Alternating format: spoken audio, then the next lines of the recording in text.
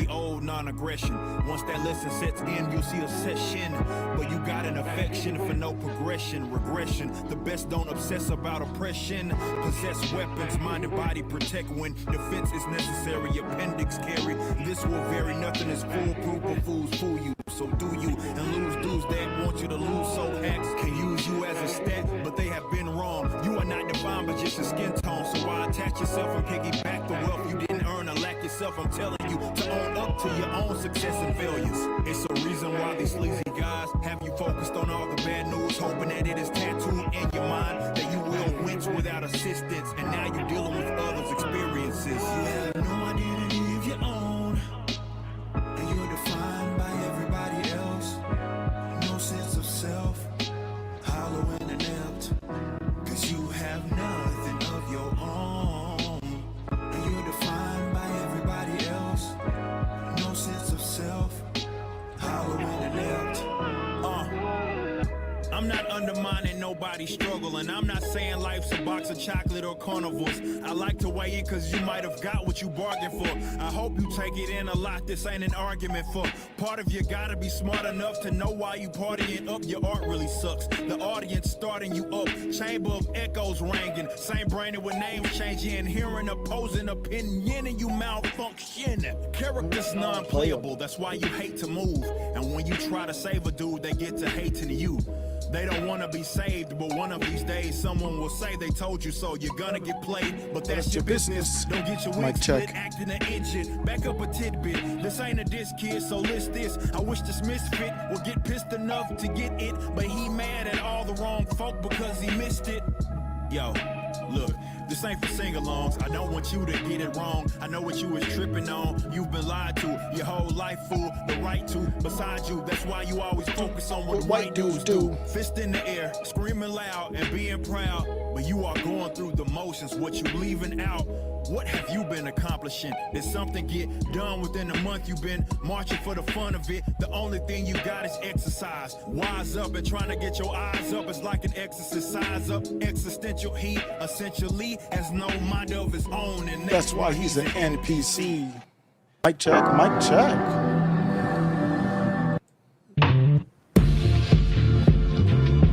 About ready to get started. What's good?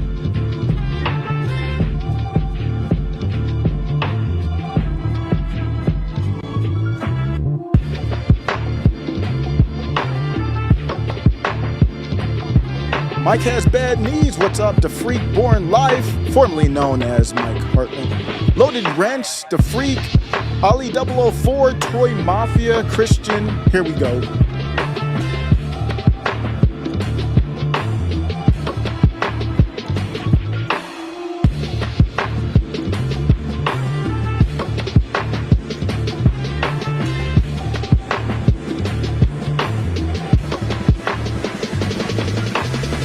Without ChatGPT, I don't know where the show would be. It's that important to the show. I talk about it quite often.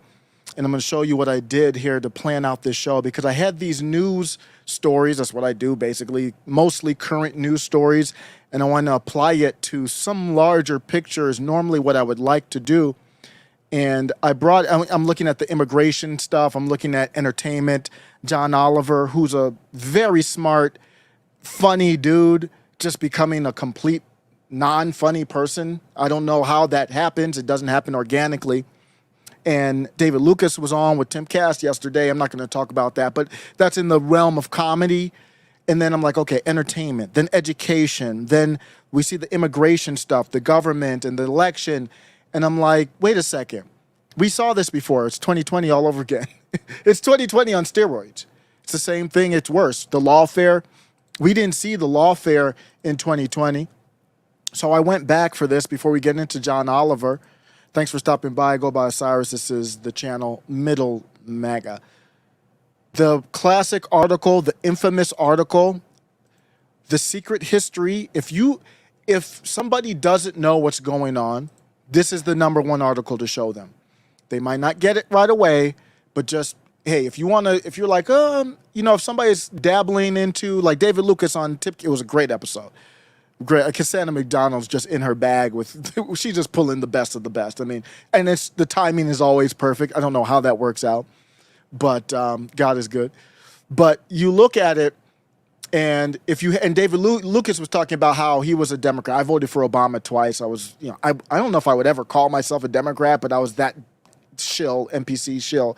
If somebody's kind of breaking out of that shell, like the raptor in Jurassic Park, and they're kind of peeking their head out, they look like a cute little baby raptor. This is the first article, because if you read it and you don't know what's going on, you think it's a good thing to fortify the election of 2020. But if you're breaking out of that shell and questioning things and wondering why Jon Stewart's not funny anymore and John Oliver's not funny anymore and Stephen Colbert is not funny anymore and why life is like this and you can't really make jokes about certain things anymore and why is, the lawfare against Trump happening like this, and then also common citizens, it reads differently. So I took this article and then I put it in ChatGPT.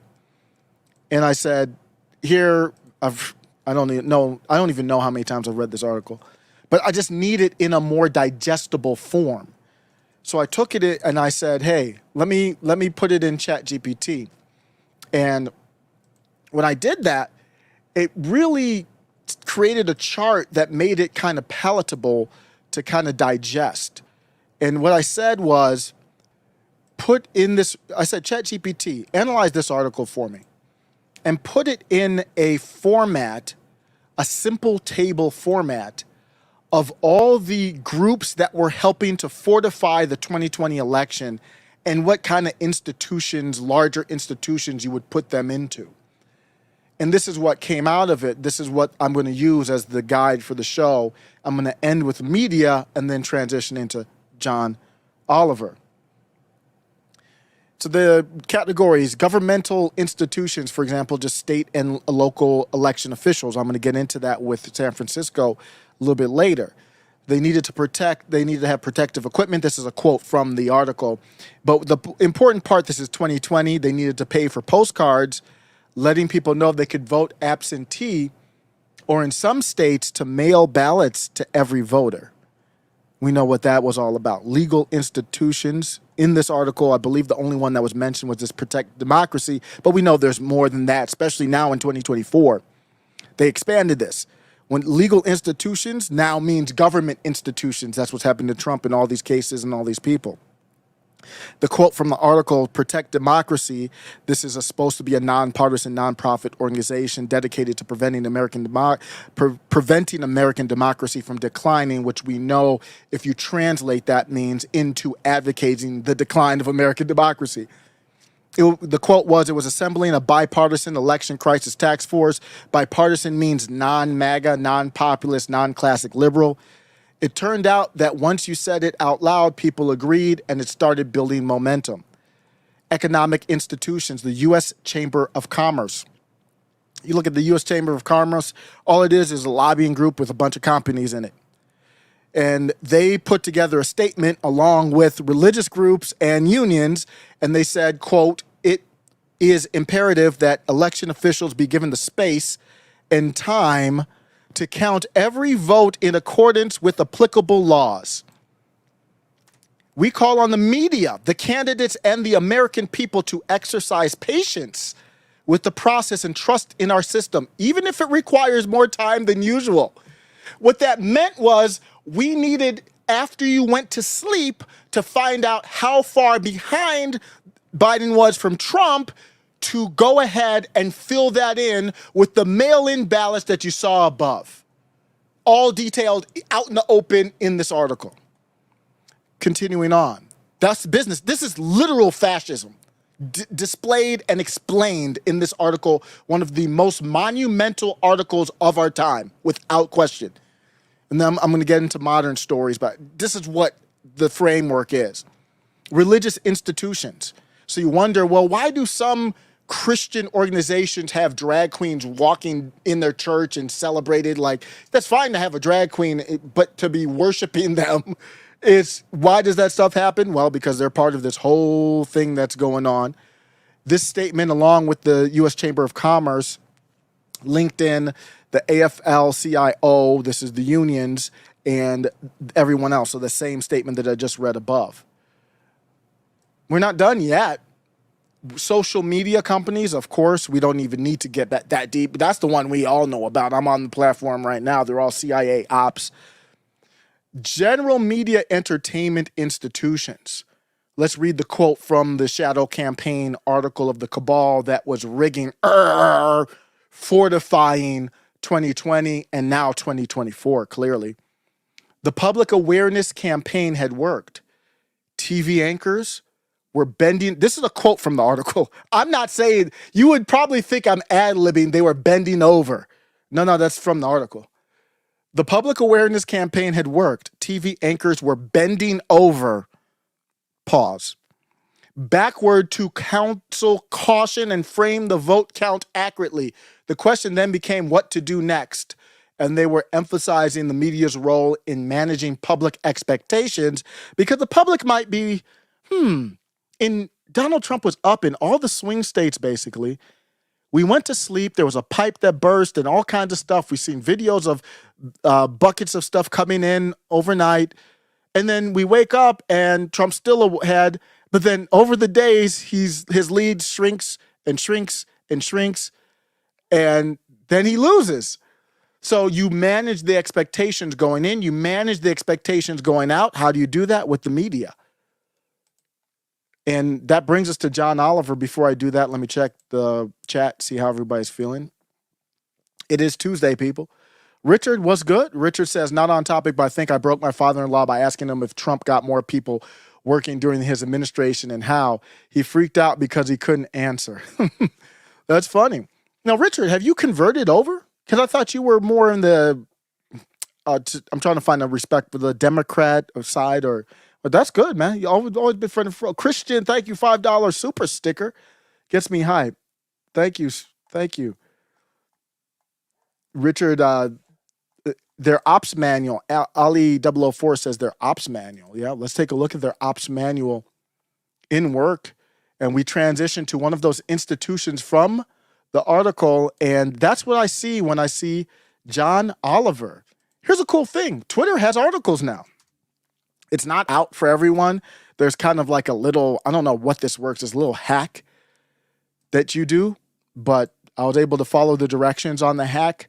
If you need that hack, maybe just comment or something like that. I can show you where it is, but it's coming out soon, so I don't know if it's really that worth it. But you kind of hack and it's there. This is what the Twitter article looks like. It's really just a tweet, but you can format. It's literally just a tweet with formatting capabilities, which is fine. I'm not dissing that. It's cool. With pictures embedded in it. Love it. I haven't even put this article on my own website. It's on my Twitter account right now. John Oliver's $1 million bribe to Clarence Thomas sparks outrage. And I'm not going to have the take that it's a bribe, he should be prosecuted or anything like that. It was a bribe, but we know he's joking with this. But let me show, that's not my takeaway is like, oh, he should be, he broke laws or anything like that. No, it's a joke. But let's talk about the takeaway from Oliver. And I think it could have been a good segment. What's clouding the segment isn't even really the content of it. What's clouding the segment is the selectiveness of it. It's the selective prosecution of Donald Trump that's the problem, is more than anything. If you're going to do it across the board, it's still bad, but at least it's across the board. Here's John Oliver going at Clarence Thomas. That whole thing was about Clarence Thomas. And that's my whole theme. My whole theme isn't about it actually being a bribe or anything like that. It is about selective humor, and it just doesn't make me laugh. What he's referencing here, we talked about this, it was like 10 months ago, with that Clarence Thomas, he had a controversy with an RV. He had allegations regarding his financial dealings with Anthony Welters, a businessman in 1999. Welters provided Thomas with a loan exceeding $267,000 to purchase a luxury motorhome. It is detailed in a New York Times article, and that's where that source is. It's also detailed in other articles as well. This loan was under terms described by critics as a sweetheart deal, which looks accurate to me. It raised questions regarding its business logic. So that's why he's coming with the RV. He's making a joke about it. It's much more powerful to try to make a joke about it. The loan here was only expected for Thomas to pay back the interest on the loan. And the report states, I don't know if this is true or not, that he didn't, I believe the report, but I don't know for sure, that he didn't even pay back all the interest. They just kind of wrote it off, the rich, whoever let him use it. So Oliver is trying to shine a light on that. But then the problem with it is we don't trust each other. It's not really funny to me because why is he doing the humor? There's a little bit of truth there to it. I don't like it. I talked about that 10 months ago. Not a fan of what Clarence Thomas was involved with, but I'm for sure not talking about, I forget. I looked up the process at the time, but I forget the process of removing somebody from the Supreme Court. Oh, hell no. You must be out of your mind. Because all I know is you're selectively going after people, not because of any principled role or anything like that. There's no principle to this joke. The joke is going against the political enemy of the regime, and Jon Stewart is just an agent of the regime. And they're doing a good job. Mike Has Bad Needs brought this up with the Magical Negro movie. And ever since then, almost every show it's brought up, this is designed. The left side doesn't really rally around this. They try to. The paid operatives do, like Occupy Democrats and what's his name, to find the dude that Brooklyn Dad, those types that always take L's. They rally, but there's no organic rallying around this. What they do rally around is gaslighting you and me, and it works. So he's doing the work of the regime. It's cringe because he has no principles with it. So he gaslights you and me, the classic liberals, right, libertarians, and then that creates views, and then you get a little bit of buzz there, because if you don't agitate that group, you're not getting much buzz from the bootlickers on these type of things. They're not watching this, and they don't care about this. The engaged people are the dissidents here, and you go ahead and pour gas on them and throw the match. That's what that is. That's why it's not funny. I think it could have been funny if he had just thrown the gas all over the place, figuratively, YouTube. And the match too with it, I get that gas, and because I used to be a baseball fan, and whenever a reliever would come in the game, there was always the joke. I think I might have got it from Jim Rome, but I think it even predates Jim Rome, where the team would be up 2-0 or something like that, and the reliever would come in on the 8th or 9th inning and destroy the game. The other team would rally. So you would say he threw gasoline off the mound and threw matches everywhere, and they lost the game. So why don't you spotlight the institutional problems here? Supreme Court justices make millions from book deals. All of them do. Thomas did. Amy Coney Barrett did. Ketanji Brown Jackson most recently reportedly got $3 million for a book deal. What's the difference?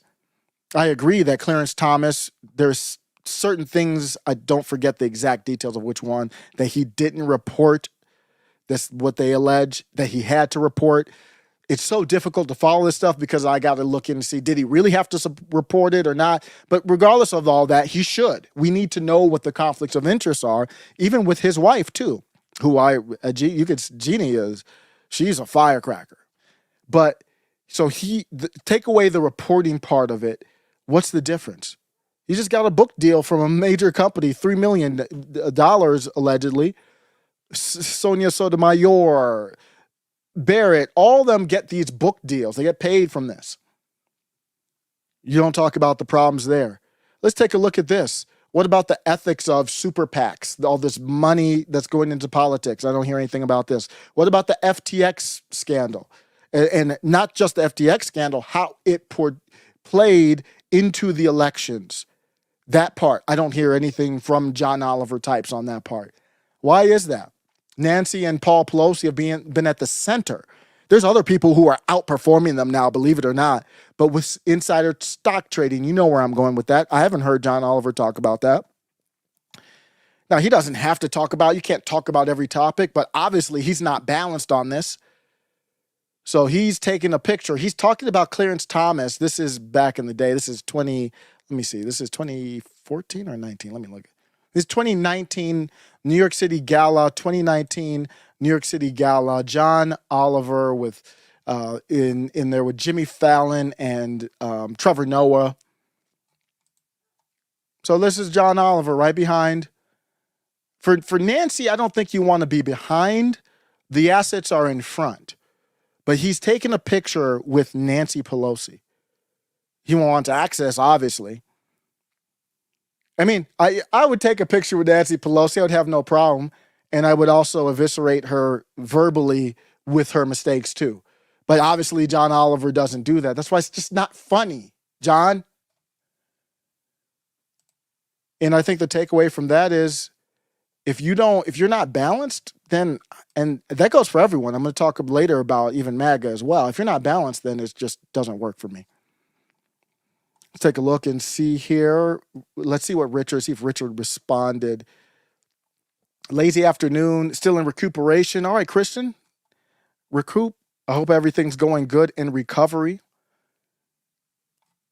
Gives my brain something smart to listen to. I hope so. I do a lot of stupid mistakes when I listen back to the show, but I think everybody pretty much does that. Christian says, well, Oliver's an ass, all sad about the decline in federal regulation. Go back to your island, Dick. He's from across the pond is where he was born. Yeah, I used to like John Oliver and Jon Stewart. I mean, Jon Stewart still says some things that are good, but he's overall trash. I'm going to get into him next. LE004 says, I used to really like John Oliver. Now he's so establishment NPC, it's drivel. Yeah. Richard says, just because Clarence Thomas' wife was in constant contact with the Trump campaign and Steve Bannon to execute J6 because she wanted Trump to stay in office, which we have the texts and voicemails. But she didn't, what laws did she break though? She didn't break any laws. Richard, why would people think he's biased? The Supreme Court is already broken. Yeah, you have to talk about the problems all across the board. How about Sonia Sotomayor? One of the dumbest and most incompetent, not just justices or judges, political people. I mean, she's like Christy Teigen as a Supreme Court justice. She is beyond stupid. I don't really say that about people that often. Might be wrong. What's good? Appreciate you stopping by. Now they're saying a both-sidist is dangerous to democracy. See, my thing is, I'm not a both-sidist. I'm a whatever side is the right is truth. Kind of like Tucker. Tucker has never claimed to be a conservative or Democrat or Republican or MAGA or anything or populist even or libertarian. He just has takes. That's really what middle MAGA is about. You're going to hear me agree with people on the left. You're going to hear me agree with libertarians. You're going to hear me agree with corporate people sometimes. You're going to hear me agree with MAGA sometimes. You're going to hear me agree with pro-Israel people sometimes. If they're right, they're right. Nancy Pelosi, if they're right, they're right. It's not often, but so it's not even about, like, I know that might not be what you mean, LE004, but just to clarify my point, it's if you're taking both sides of one issue, then that's a problem. But if you're afraid to take a different side than the normal side, then that's also a problem. That's what they're calling Jon Stewart out. Jon Stewart he's very timid, and let's transition to Jon Stewart. He's very timid, and he wants to try and play this almost like he's an independent, but it doesn't fly for me. Not now. Maybe back in the day, yes. I think much more. He was great.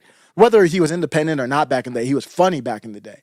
I'm going to play a little bit of this. This is kind of weird because it's a react to a react. But here's Jon Stewart reacting to Tucker Carlson, talking about the subways in Russia being clean and the groceries not being as expensive, at least in one store that he thought they would be. But hey, if being a free speech warrior means you have to bang the occasional sourdough, not stroga. But our time is limited. Could you drive home the purpose of your deception on this trip? Deception? What are you talking about? You haven't highlighted the context of it. That's not what you would do. You would look at the U.S. sanctions. Because, see, I have a U.S. first perspective. And so what Tucker is saying is the groceries from a dollar perspective aren't as high as I expected them to be. Because when you look at it, let's take a look here. And I went through and I did another quick chart. And I was like, let's look at the list of sanctions then Tucker brought that up. Notice Jon Stewart skipped that part.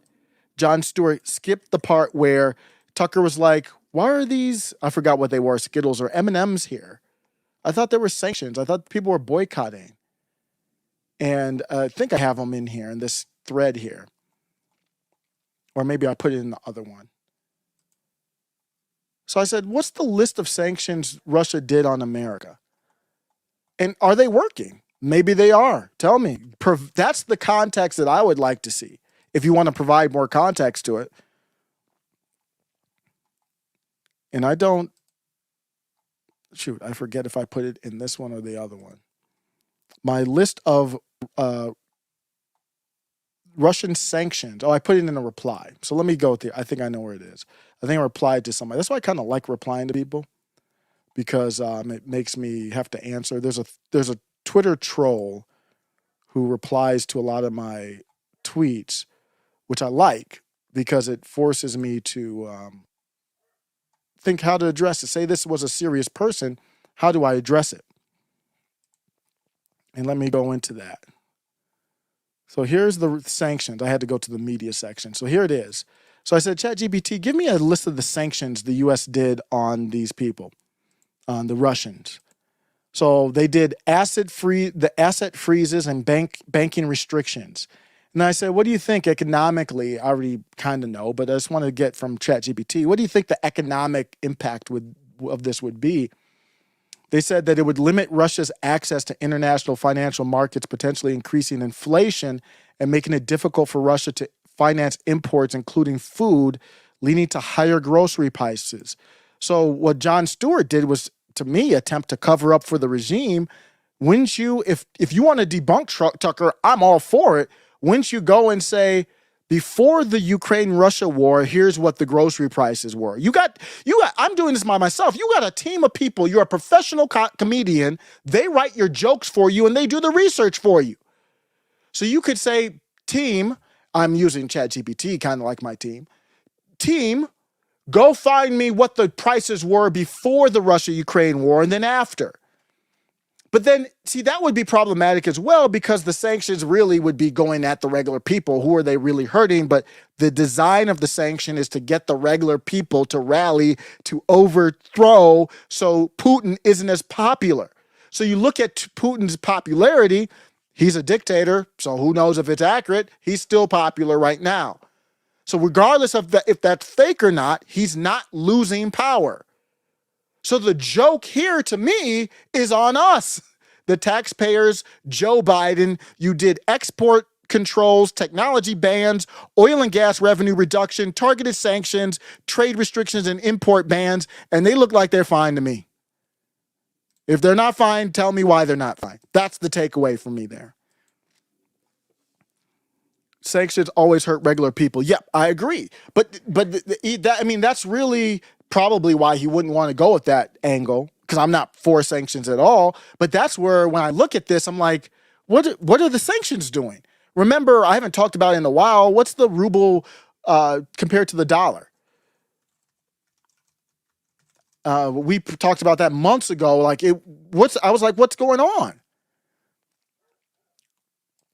So it looks like it is, I'm just going to go over the year. So it's kind of went down. Let's go over 5 year. So now it looks like it's going down here. So it's going up and down, ruble to the dollar. And what they're doing is actually trying to diversify off the dollar. So here we go for the last 5 years. So the war happens, and then the dollar, the Russian ruble to the United States dollar drops significantly. And then somehow it bounces up. And then it comes down again here, December going into 2023, and then it bounces back up here a little bit. So it's above where it dropped in its, the whole point of the sanctions to me is to crush why would you do sanctions if you don't want to crush their economy? So I think that's the area. But let's look at John Oliver over the years. I'm not anti-John Oliver. Yeah, maybe there's a little bit of humor with the bread, but that's just such a small piece of what. But the thing is, I know what Tucker was doing. he's playing the video for your people that probably didn't watch, even for the Daily Show, they probably didn't watch the Tucker segment, so they didn't really get it. He plays just the piece of the takeaway and then angles it the way he wants to. That's how state operatives work. Let's look at Jon Stewart. He did a very slight, criticism of the Israel, and I appreciate him for this. It was just like 20 seconds. I didn't see any other one. I didn't watch the whole show though, but these are the clips that I saw here. So here's a clip of him going at Joe Biden for not being strong on Israel against Gaza. Basically, you should have a stronger take that let's stop the unliving of innocent women, children, men too, but let's just start with women and children. Let's not unlive them. By the way, the response in Gaza has been over the top. I like how Biden describes Israel's incessant bombing of civilians the same way my mother talks about the Super Bowl halftime show. It was a little much. Good Jon Stewart. But look at Jon Stewart from 2014, before Trump. Before it's Trump, Jon Stewart in 2014 had this epic segment. That's back when the show was amazing. His segment was criticizing Israel and their handling of the Gaza Strip. July of 2014, directed at the Israeli airstrikes in Gaza. We're basically back at the same spot again. This Israel thing pops up every 2-3 years. The criticism was directed at these strikes where Stewart highlighted in his comedic satire, sparking a media storm and backlash from various commentators who wanted to support Israel. Here's the clip. To me, this is way more funnier, but it's just all your perspective. But to me, this was for real. This is vintage Jon Stewart. Apartment, and some emotionally disturbed person is banging on the door, screaming, "I'm going to come through this door and kill you." Do you want us to respond with one police officer, which is proportional, or with all the resources at our command? I guess it depends if I force that guy to live in my hallway and make him go through checkpoints every time he has to take. The one thing is true, though, is one part of being a good friend to a country like Israel's constructive criticism of any of its policies that may not be in the best interest of the world. So let's hear the candidates' critiques of current Israeli policy. Oh, I forgot! You can't say anything remotely critical of Israel and still get elected president, which is funny because... You see that? And now we have an enemy, some type of foreign enemy has taken over every institution. That's how it started alive with the shadow campaign. And now Jon Stewart, he does that little joke there. I will give him credit if he does full-blown segments and criticism like he used to do in 2014 here. Do you know where you can criticize Israel? Israel. Basically, the parameters for debate in the United States about Israel range all the way from I unequivocally support them and might bomb Iran to I unequivocally support them and will definitely bomb Iran. Although, to be fair, there are some prominent politicians willing to criticize the Israeli government. Even willing to say stuff like, Israel is not about to be destroyed with his crazy analogies. The prime minister is diverting attention from Iran to his fear-mongering. Or Netanyahu's words on Iran sound like a calculated preparation for a reckless adventure. Or Israel is making a mistake in its unwillingness to recognize a Palestinian state. Oh, man, I'd love to play sound bites of those quotes for you, but they're in Hebrew because they were said by members of the Israeli Knesset. Because apparently in Israel, you are allowed to criticize Israel and still hold public office. We'll start tonight in the Middle East, where Israel... What? Israel isn't supposed to defend itself? Oh, yeah, if Mexico bombed Texas, will we exercise What other country is held to the same standard as Israel? People that want to destroy our terrorists? What's the matter with you? It's the only democracy in the Middle East, you turd! Self-hating Jew? He's Jewish if you don't know. Do you agree with 100% of what Israel did? Well, not 100%. How dare you? Today, the Israeli government announced that it was easing the blockade to allow snack food, like potato chips and soft drinks, into Gaza. What made them suddenly less dangerous? Israel is for Israelis. If anything, the Palestinians should go back to where they came from. I think... So they got into Stephen Colbert, but, John Oliver was a writer for Daily... It all ties in. Stephen Colbert is now dancing for the vaccine. and he's shilling for the regime. Remember the segment where Jon Stewart actually went at him? Jon Stewart's better than most, I would say, because he did go at him on the vaccine. He wants to have enough truth to still be relevant, but I still criticize him overall. We'll move on to the next segment here. Colbert is the worst now, but he was good. Do you remember when Stephen Colbert was good? Oh, I remember my dad and I used to talk about how he was unbelievable. But what do you guys think, he was always a shill? I think he was great. I think he used to be great. It was Craig, what's his name? Craig Kilborn was dope. Some people think he was better than Jon Stewart. Jon Stewart was dope. Everything, man. It's just pre-Trump or after Trump. It's that simple. They're all talented people. It really doesn't come down to anything other than that. Pre-Trump, you got that. After Trump, you got that. So Donald Trump came out with this sneaker. He went to the sneakerhead convention, and I really it was hard for me to reconcile my take here, because I don't know if you remember, if you're following the channel, when Donald Trump came out with that NFT, I was very hard on him. I was very hard. Before I go, Quest Fanning, super chat, forgot this. Tucker is correct. Quest Fanning says, $5 super chat. Thank you, and member of the channel. Appreciate you. Tucker is correct. Sanctions have allowed the Russians to figure out how to live without the West. That's the take. That's the joke. So if you want to make a joke somewhere, that's it. And then the other thing with Jon Stewart, before I go on to the sneakerhead convention, thank you, Quest Fanning, of course. Oh, what is that? Wow. They got all these, I don't even know how to turn that off on StreamYard. I appreciate you, StreamYard, but we got fireworks. How did that work? Anybody know about StreamYard? Are they doing wild stuff with StreamYard? I haven't even seen the option to turn that on and off. I'll keep that on. But awesome. Thank you. Shoot, that's pretty cool. Quest Fanning, you're right. And then the other thing is, I haven't seen them do one segment, or at least upload it on Twitter or YouTube, on Fannie Willis in Georgia. There's so much comedic gold there. Even if you want to be an establishment shill, you can do something there. Haven't heard one little joke there. So I am kind of judging from what I'm not hearing. The only things you could call anti-regime are talking about Biden's age, but I think it's almost like making fun of it in a way that kind of normalizes it more than anything. And then that one little line about Israel and Gaza, which I do give him credit for, because I think that was legitimate criticism. That's legit criticism of Israel when you say you're unliving innocent civilians and acting like it's no big deal. But that was 15 seconds compared to these minutes longs of cringe. Yeah. Let's look at the Donald Trump story. Donald Trump had that recent, if you don't know, he went to the sneakerhead convention. And I think for me, it's different than the NFTs. And it's been hard for me to reconcile that. So I think maybe I will backtrack from my live I did. I did a scathing live on Trump on the NFT. I have to re-listen to it to remember what I said. But I think the big picture thing about the NFT was Trump saying before he did it, I've got this big announcement. I've got this big announcement. Do you remember that? He was like, I got this big announcement. I forgot what he said. It's going to be groundbreaking. And then it came out, it was the NFTs.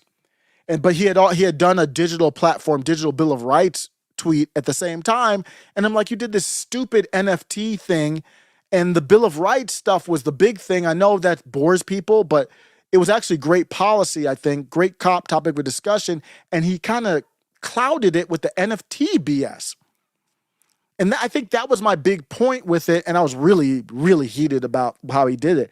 But notice with this sneaker thing, nobody knew about it. He didn't do a big, so he might have made an adjustment there. And I think that's good. I think that's really good. If he made an adjustment on that, I think that's really good, because I don't mind this one as much. So that could be inconsistencies with me or not. And I'm going to talk about these shoes he came out with. I honestly do not mind it nearly as much as before. So I'm going to play a clip here where Donald Trump, and I was like, I played this before. Was it digitally altered? There's this clip that came out where he was booed. And I was like, wait, Donald Trump got booed? And I was like, was this altered or not? I don't know. But Trump got booed, and this was in Philadelphia. So let's listen to this, and you tell me, when Trump was in Philadelphia, got booed, what do you think? He did not pre-announce this. This was a surprise. And I'll show you a picture of the sneakers as well. So Trump goes, wow, a lot of emotion. Those are the sneakers. Wow. A lot of emotion. There's a lot of emotion in this room. Thank you. So nice. So the really nice thing is we have lines, and I want to thank Chase and I want to thank Alan. So Trump handled it like a professional, like a boss, because what are those boos for? I don't know. If they're good boos, I would have supported, but I don't know why they were booing. But these are the Trump shoes. And I don't know if they're made in a foreign country, people, because I said I would rather buy a Trump shoe than a Nike shoe. But then people said it was made by Nike or, I don't know, Converse, or I don't know who made it. But people were trying to come at me. I think it was leftist, but if it's true, it's true. That was made in China and all that, which is problematic, but that doesn't change my take. If I'm going to give the money to Trump, I'd rather give the money to a Trump business that does not hate me than a Nike who clearly hates me. And somebody actually asked me, why do you say Nike hates me? And I had to go back. Do you remember Black Lives Matter? Do you remember Colin Kaepernick? Do you understand their stance on the 2020 election? Yeah. So that's the shoe. So here, there was a person that paid, a sneakerhead who paid $9,000 for the shoe. And this is brought to you by the Dilly meme team, the leader of the meme team, individual that I have grown to have a lot of respect for quickly. Brendan Dilly posted this, and the name of the person was Roman Sharf. Looks like he's from Ukraine, actually an American veteran and patriot. Here's what he had to say to the news reports about him being some type of Russian oligarch. So, bought a pair of sneakers, these sneakers, and apparently they made me a Russian oligarch overnight. Here's how. Guys, I'm a sneakerhead. I'm also a U.S. Army veteran, and yes, I am a Republican. The title of the article read, "A Russian oligarch spends $9,000 on sneakers to support Trump." Sounds sketchy, but I actually came from Ukraine. At the time, it was part of the Soviet Union. I came here at the age of 13 as a refugee, but my dad had $4 in his pocket. I busted my ass working every dirty job under the sun to get where I am today in order to be able to afford to buy these $9,000 pair of collectible sneakers. Let's stop it right here and we'll finish this whole video because it's a great, well said. These videos are hard to do because I know I got a mic and camera. It's hard to do stuff like this. The sound's authentic. He's not scripted here. Really good stuff. Mike has bad knees. I agree. The shoes actually look pretty decent. They're collectible shoes.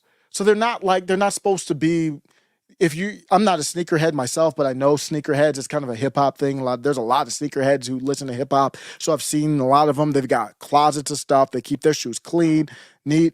These are unique. And those, I thought the other ones look good too. And let me show the other ones real quick. So here's another view of them. I mean, these look kind of, those look kind of fly to me. Let me show you the other look of them before I come back and finish this video. The video is at 46 seconds. We'll come back to that. I just want to show the other pair. Looks like he sold them out. Some people made clown shoes. That was pretty funny. The left has jokes every once in a while. That's all good. Here they are. Here's the other ones. I don't know what these are. Tell me what you think about these. Mike has bad knees. I thought these were clean. I'd buy these. See, somebody put clown shoes next to them, but these right here, those look clean to me. So I don't know if they're foreign made or whatever. Trump should not do that, but I don't know if it is or not. But those look pretty good to me. They look really dope. So back to the X is going to do something to start where you left off. Elon Musk said that, but I know I left off. Here we go.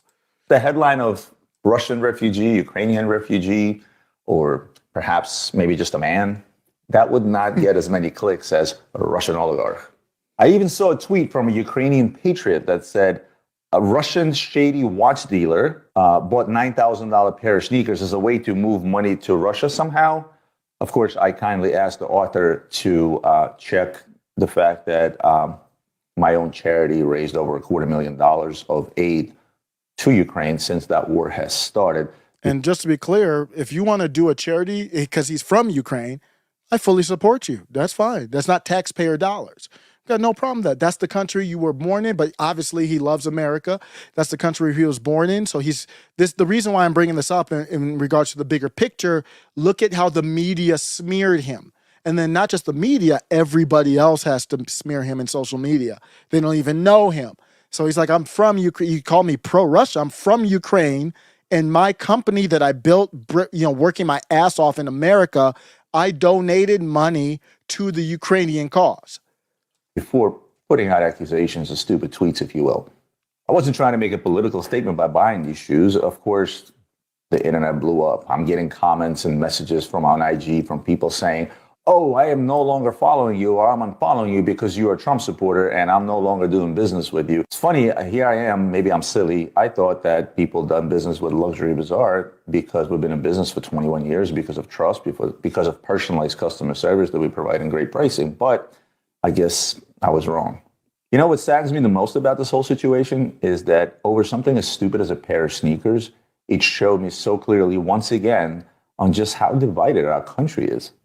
With that said, guys, there's not a mean tweet in the world. There's not an IG post. There's not a news article that's going to stop me from being who I am. And that is a patriot of this country, a country that once let in a 13-year-old immigrant and gave me the opportunity to be where I am today. And I'm going to be thankful for that for the rest of my life.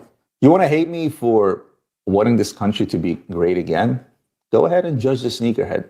But no matter what, I pledge allegiance to the flag of the United States of America and to the republic for which it stands, one nation, under God, indivisible, with liberty and justice for all. May sound cliche, but that's how I feel. Thank you, and God bless America. That was so good. That was so good.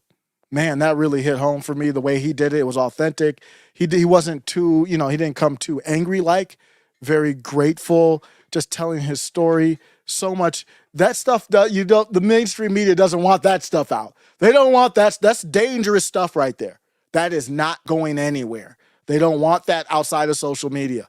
You imagine if we had serious media that wasn't corrupted and trying to fortify 2024, you would see that on CNN, on MSNBC. Believe it or not, that's where you would see that. And there's no place that you would see that outside of social media. And don't get twisted. That will transition into the next topic. Don't get it twisted. Social media is a joke. And that includes X.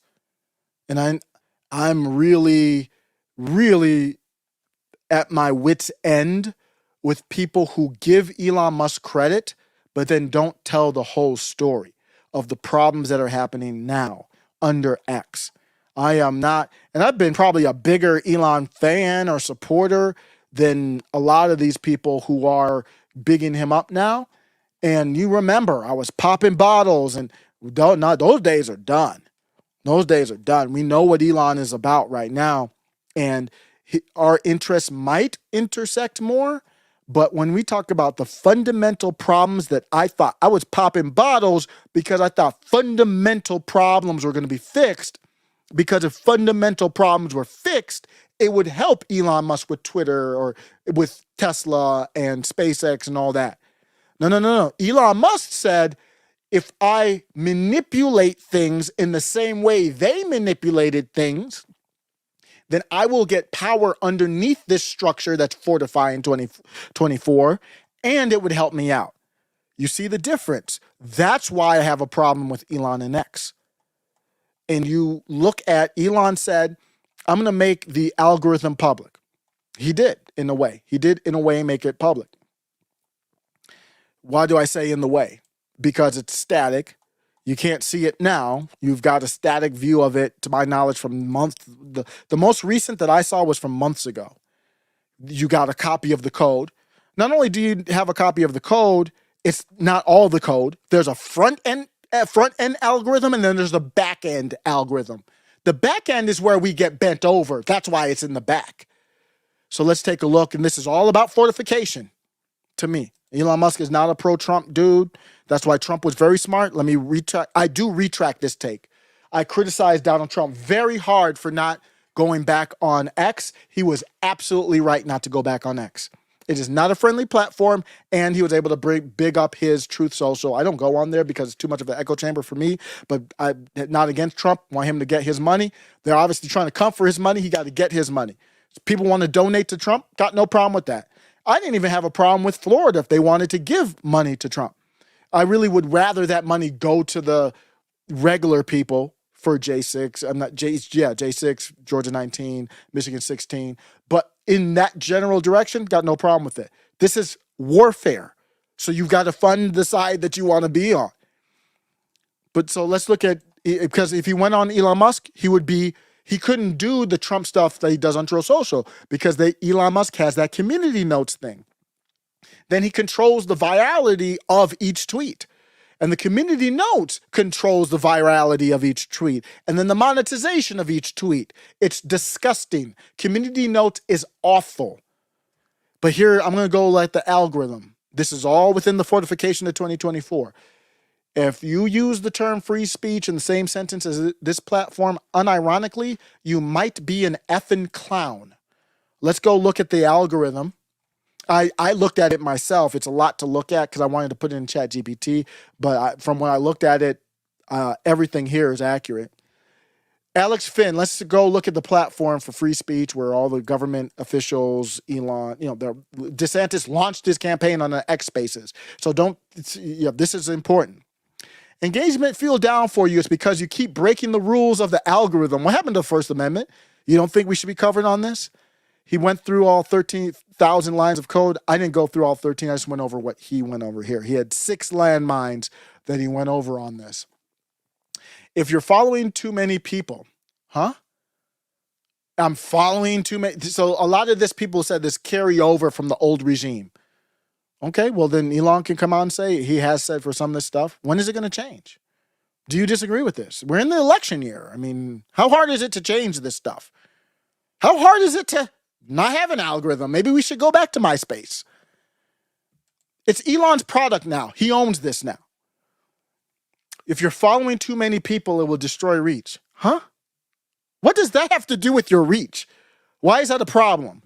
The algo calculates your follow to following ratio.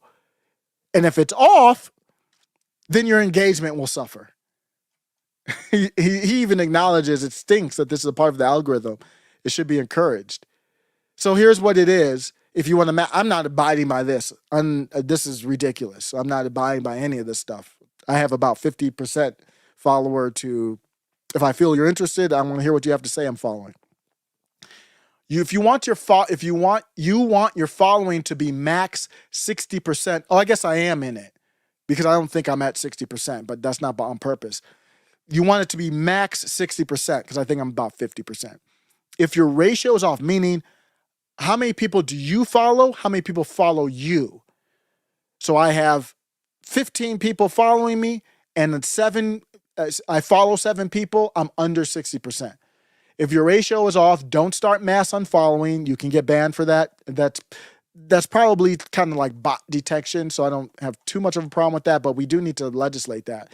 Bots aren't illegal are bots illegal under the First Amendment? I don't know. We should clarify that. I don't think they are actually. Your reputation is, listen to this. Your reputation is partially based on the reputation of the people you interact with. What does that mean? So who decides who has a good reputation or not? Do I have a good reputation? Do I talk about titties too much on X for your reputation? Who gets to decide? See, I'm fine with having a reputation, but the user should be the one defining the reputation. The platform should be giving the user the tools needed to define the reputation. If you go on YouTube every once in a while, you'll see underneath a video, the smiley face, did you like this video? Or the frowny face, you didn't. That's kind of them finding out what you like or you don't like, but that tool should be used for you.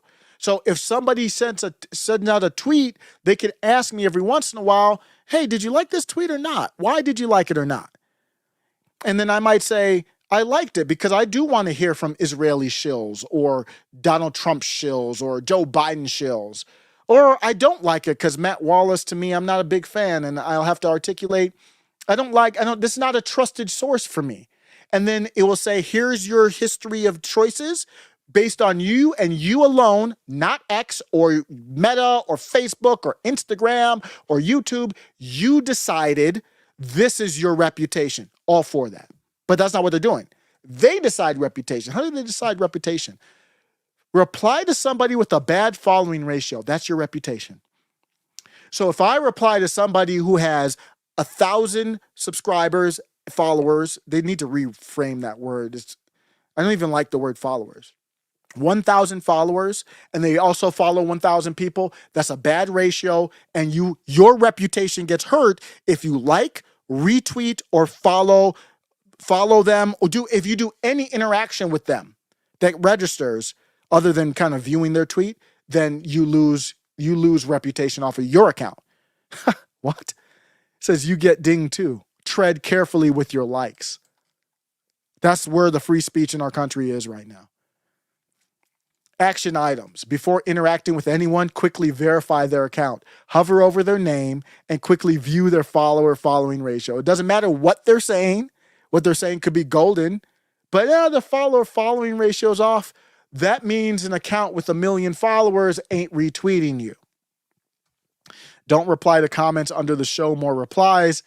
How about that? I go there first because a lot of times there's funny memes and stuff in there. So if you post something on X, underneath your replies, there's a hidden section that says more replies. Those are the controversial ones.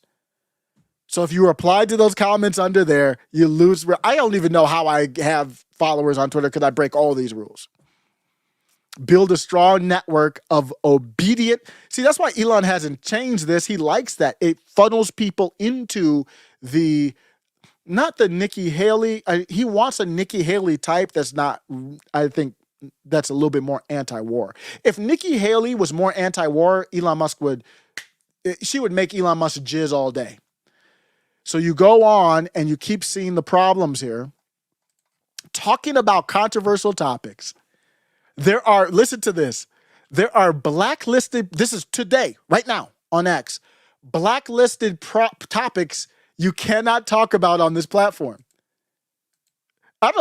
Is it legal or not? Why are there blacklist topics? We're like little kids to these people. We're like pawns. It isn't available in the front end code. So you need to make your best guesses on what they are. And that's how someone who wants you walking around blindfolded wants you to act. I was watching season 4 of True Detective. I binged through the whole thing in like 2 seconds. It was really good. I'm a big Jodie Foster fan. They all did a good job in it. And it reminds me of that whole show. It was a great storytelling, but their style in the show was to keep you, it was all set at night in Alaska, and to keep you like, what was that? Did I miss something?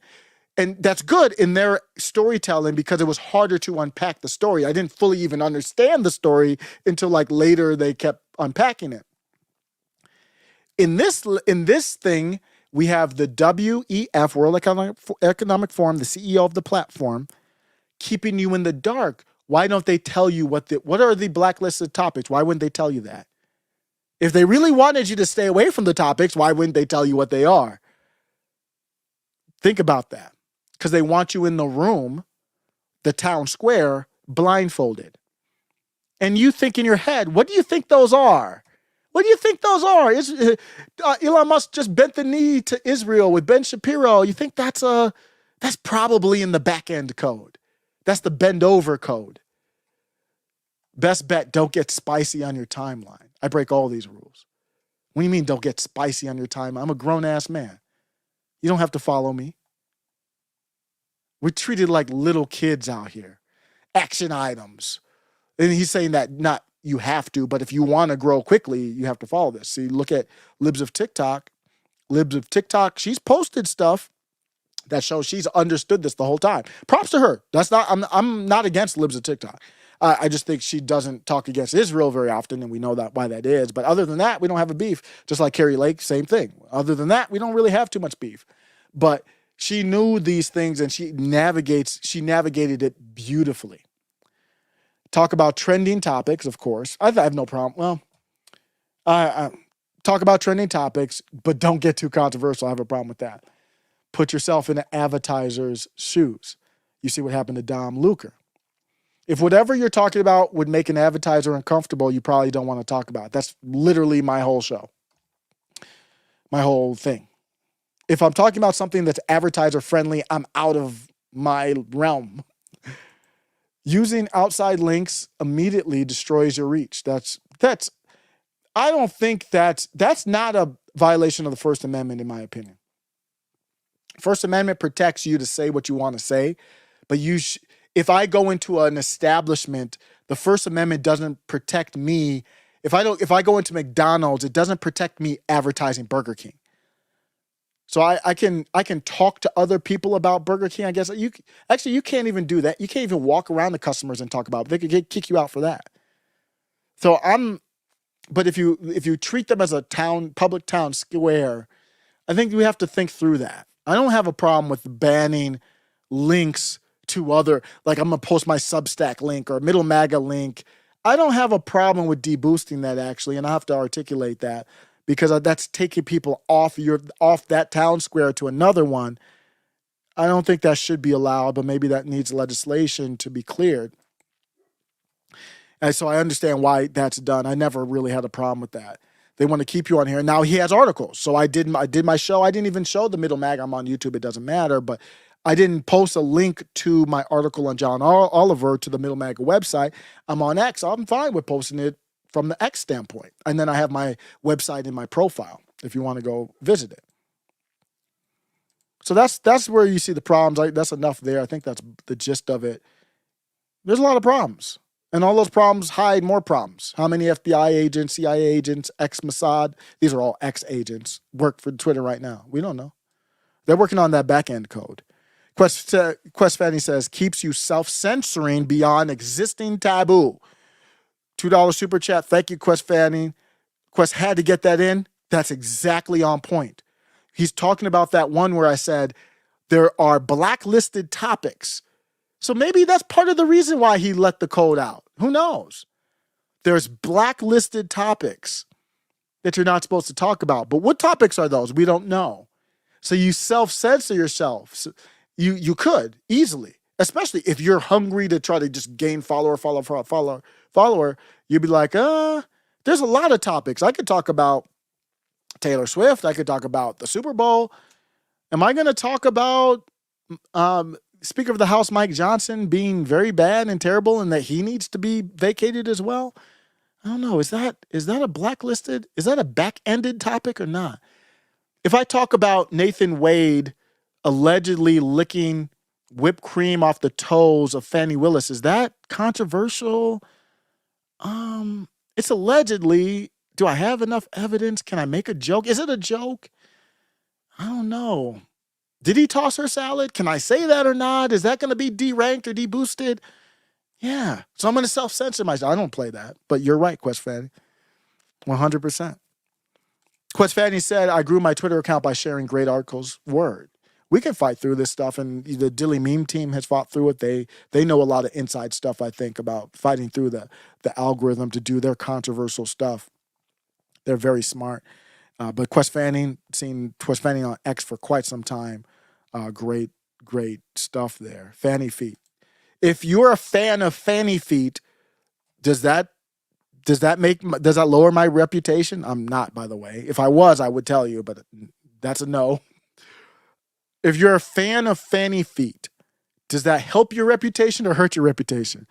No, let's go to one that's close to the show. If you are a fan of Nancy Pelosi, does that help your reputation or hurt your reputation? And by fan, I mean fan. Why does that come up so often? I got problems, y'all. I fully admit. When when I tweeted this, I fully admit I'm not a sane person. I have never claimed that. I've never acted like I'm a sane person. I tweeted it. I was like, fellas, hear me out. Tell me about this, guys. Do you think that this helped my reputation or hurt my reputation when I go through this? When I talk about Nancy Pelosi, and I even talked about Fannie Willis. I even talked about Fannie Willis in the same manner. I'm like, okay. This is oldie but goodie for the show. If I have time, I'm going to get into artificial intelligence later too. I tweeted, fellas, hear me out. That's all I said. Fellas, just hear me out. Just give me a second. What do you think this does to my YouTube reach? Does this help my YouTube reach or does it hurt my YouTube reach? Does it help me with the women followers or does it hurt me with the women followers? And that might be organic. I'm not going to, that's separate from the algorithm. What's my reputation? I want to do a FOIA request. Shouldn't that help my reputation? I'm saying that this is Nancy Pelosi. She's savage. She would unlive you in a second. Don't say a bad thing about her allegedly gay hammer receiving husband, hammered with a hammer. She inside trades. She backs it. She's like, I'm corrupt. Come get me. Fannie Willis, I'm corrupt as hell. Come get me. You can't do anything about it. That's a compliment. That should help my reputation. I'm on here talking about Fanny Feet and Nancy Pelosi. I should get credit for that. I'm mad at that, really. That's not a diss. They used AI to touch her up to make her a badass. And am I supposed to get a hurt reputation, a controversial topic on that? Y'all got all kinds of prawn on there. I'm a little off topic. I'll get back on topic again. But I just saw this. Danica Patrick posted this. I want to know, does this help me or hurt me with Elon Musk? She posted this. I didn't post this. Danica Patrick wears a baseball cap, like a trucker cap, that reads, and I quote, "Blackout with your rack out." What does that mean? I don't know. But I think it goes without saying, many would say that her terms are acceptable. So I'm just reporting the news. That's Danica Patrick right there with the hat. She posted this on the gram. Blackout with your rack out. So this isn't going to apply to me. I'm married. There's probably a lot of people who are in that same boat like me, but they're not married. But what I mean by that is, like David Lucas talked about this with Tipcast yesterday, I think I'm black because my skin's darker than Wesley Snipes, but he said his father was Cuban, so they didn't call him black. He told a George Floyd joke, so the blackie mind said you're not black anymore. But if Danica Patrick's going to say black out with your rack out, David Lucas is going to be like, I'm black again, and your terms are acceptable. If I report the news, does that help or hurt me? When Jewish people crawl out of sewers like dirty rats, I'm not calling them that. Seriously, I'm not. But that's the news. I mean, that's literally what happened. What do you do with that? What does the algorithm do with that? We need this public. I need to know. They need to, because there's a lot of nuance with this language that we're using. I didn't call somebody a dirty rat. I wasn't disrespectful to Danica Patrick. She had that. She had blackout with your rack out. I don't know what that means. Why am I responsible? Her reputation should be hurt on X, not mine. I actually don't think that's the case, but you shouldn't hurt mine if hers isn't getting hurt for it. And that's for damn sure. Y'all play too much. On X, what's her name? Ashley St. Clair posted, I'm still off topic, but I'll get back on a second. Ashley St. Clair posted a picture. And I think objectively, just in a respectful, I'm not even saying this to be disrespectful.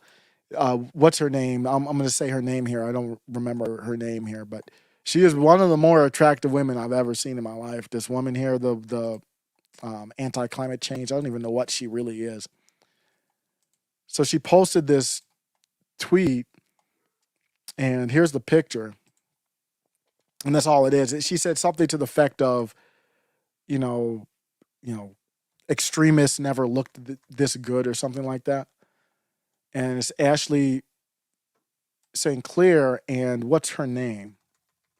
Somebody tell me the name of that blonde. I don't even, it's like Emma or something like that. I apologize. I should know. I wasn't prepared to have this. So here it is. Extremism never looked so good. What does this do for her reputation? If we're going to do reputations. Nothing wrong with that. I'm not saying it should do anything. I'm just curious if it does anything with it. Ashley St. Clair on the left, and on the right is Emma, what's her name? Or Eva. Eva Vlarding, some type of Swedish name or something like that. Vlarding Gerbrok. I don't know how to pronounce her name. That's not pertinent to the topic, though. I mean, she is objectively one of the more attractive women I've ever seen in my life. I'm just saying that on some respect tip. So Ashley St. Clair is great. I'm a supporter. I subscribe to her on X, actually, because she does a good job. She's that Babylon Bee. She's funny, but smart, has substance, and dabbles in culture. Very, very good in culture. And that's where the populist left struggles. She's very, very good in culture.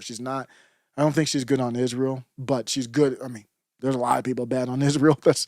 You're not going to follow many people if your defining line is if they're good on Israel or not. If I were to do that, I have like 7,000 followers. If I were to filter out on followers who are good on the topic of Israel, I'm not even lying. I would have less than 100. No lies at all. No lies at all. Yeah, I have no problem with this. Here's this dude, I forgot his name. This comedian he does these funny videos, Damon Imani. In response to the picture, he'll have the final word on this topic. He said to Ashley St. Clair, "You can't post stuff like this and not expect chaos at the border." And my response is like, bruh. Yeah, but that Eva girl, she's almost so attractive that she's not. I mean, that's how attractive she is. It's like it's almost too perfect. Yeah. I never officially like shook hands and met Ashley St. Clair, but I actually saw her in person once, just randomly. And yeah, she looks exactly the same in person. And she was very nice. Very, very nice. I didn't have any direct interactions with her, but I was in the same area with her. She was very nice. Eva, so Christian had the word. So did you have to Google that, Christian, or did you have that because you've Googled it so often, you know how to spell her last name? I need you to be honest with me at this point, Christian. So Christian was helping me out. I forgot her name. I knew it was an E. I knew she was some type of Swedish, one of those. She's actually very short, but she was one of those blonde, Scandinavian country types or something.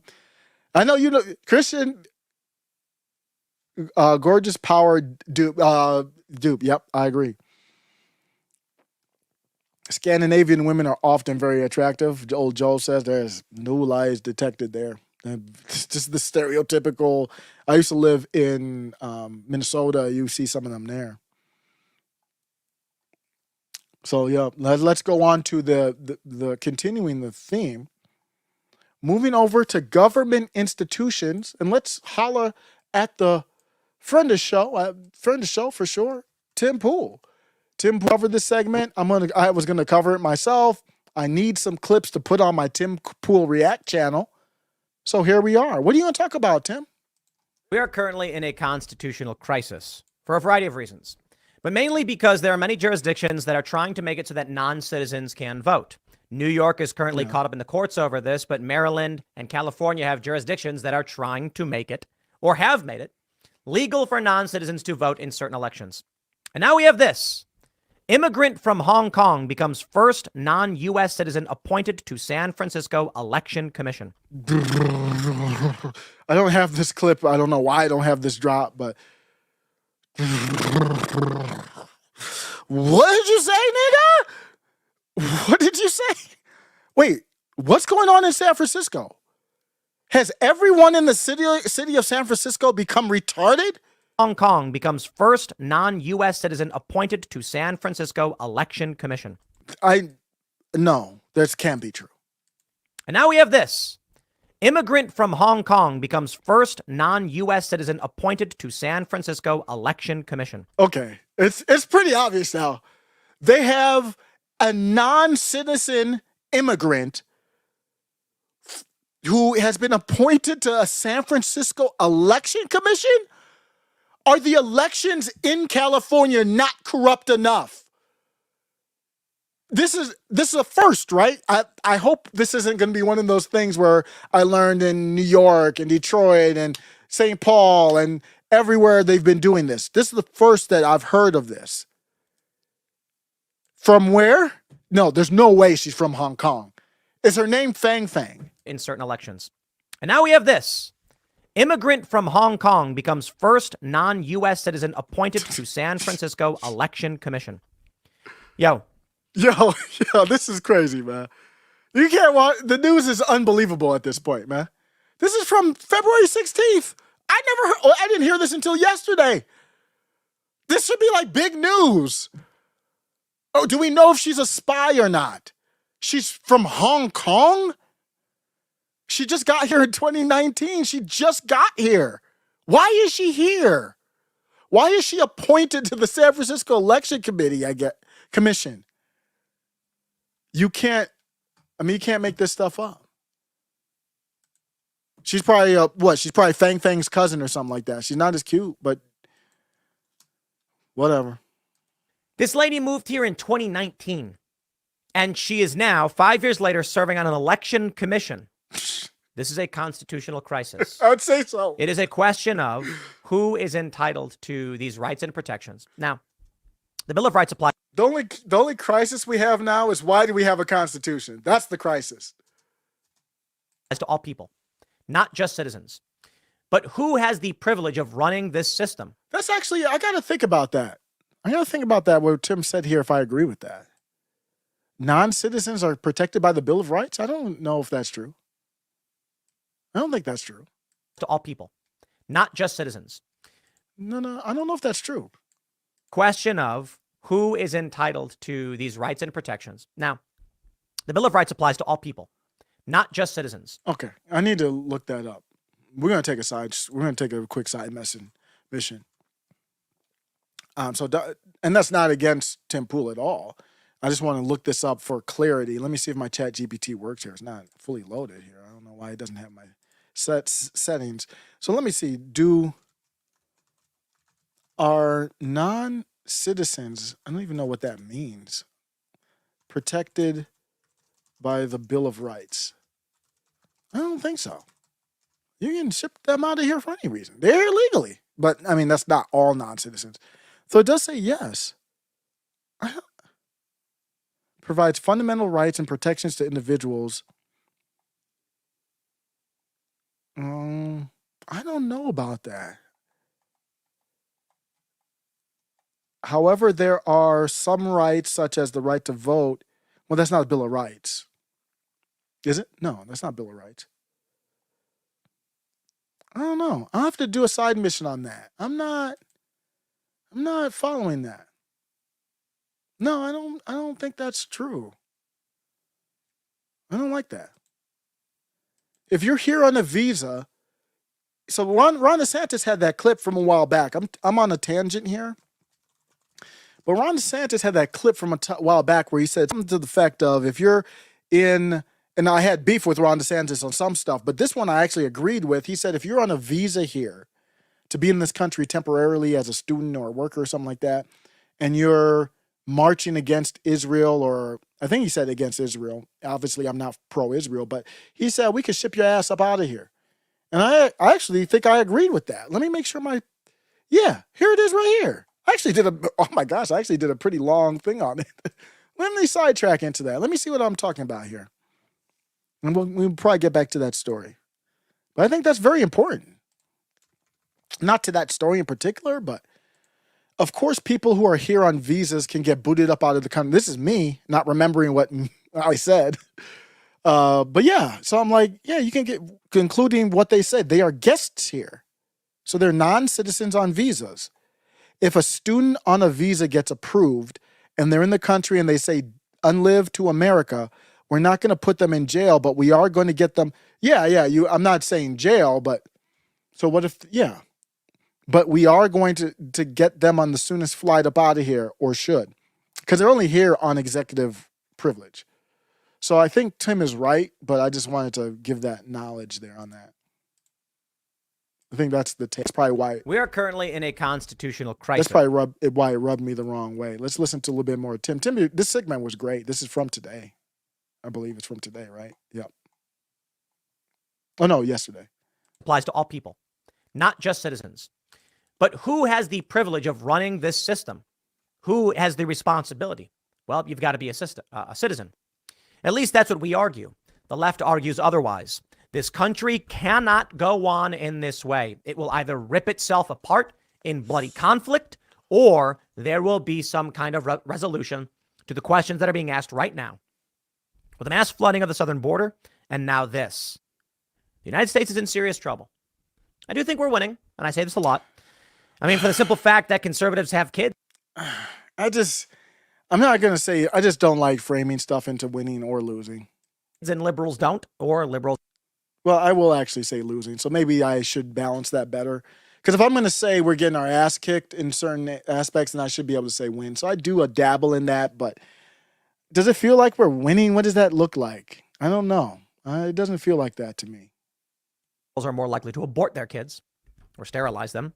I think the future is just heading in the direction of conservatism, but we'll see. Fox News reports a woman who doesn't have the ability to legally vote in the U.S. was sworn into San Francisco's election commission on Wednesday. Northern California public news site KQED reported Thursday that Hong Kong immigrant Kelly Wong is believed to be the first non-citizen appointed to the commission after San Francisco passed a measure in 2020 removing citizenship requirement to serve on city boards, commissions, and advisory bodies. Wong, an immigrant rights advocate who came to the U.S. from Hong Kong in 2019 to pursue a graduate degree, was sworn in at a ceremony in San Francisco City Hall. Amazing. Board of Supervisors President Aaron Peskin conducted the ceremony while dozens of people gathered to commemorate the occasion, the outlet reported. Wong was unanimously voted in by the San Francisco Board of Supervisors. She spoke to KQED about overcoming the doubt she had to achieve the position. There were always voices in my head like, you can't do it. You're not competent. You're an immigrant. This is not your country. That's not true. If I can do it, you can do it too. Okay. They're over there, Xi Jinping is laughing his ass off, man. He just came through San Francisco. They cleaned up all the bums and threw them somewhere in the sewers or wherever they put them. You didn't see a bum in sight when Xi Jinping came through. And they hate Donald Trump. They hate our own Americans. But Xi Jinping, they came through. That's boss, man. They don't clean up when Biden comes through, do they? Maybe a little bit, but when Xi Jinping came through, they were cleaning, boy. You could eat scrambled eggs off the sidewalk out there. And then now they're celebrating Hong Kong, immigrant from Hong Kong. I'm sorry, but I think there's enough evidence to say China's up to something. I've got enough evidence to say that. And it's not good. When China's up to something for us, that's not good for us. How's it going in New York on the immigration front? Let's check in New York. What's going on?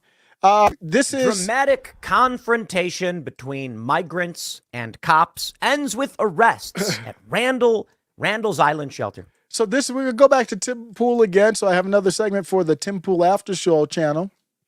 I also put it up on middlemega.com if I get to clip it up, or I'll at least do shorts. They're kind of quicker for me to do. Let's check in. What did you say, Tim? Let's check in on New York. How's New York? San Francisco's not doing well, but New York, they're probably doing all right. Dramatic confrontation between migrants and cops ends with arrests at Randall's Island shelter. So they got all the illegals in New York. They put them in a shelter. Then now, obviously, the illegals are kind of bonding together and they're kind of becoming a force. And there's some battles, I'm sure, going on. They're fighting. So the cops out there, they're not protecting the public. There's a new city. It's a shanty town in this warehouse. So in the warehouse, they've got their own ecosystem and probably black market and food and everything and dating system because they want to have kids. They're automatically citizens. So the police have to police that shelter, not the public. You wanted the cops defunded, should be fine with it. That's one way to put it.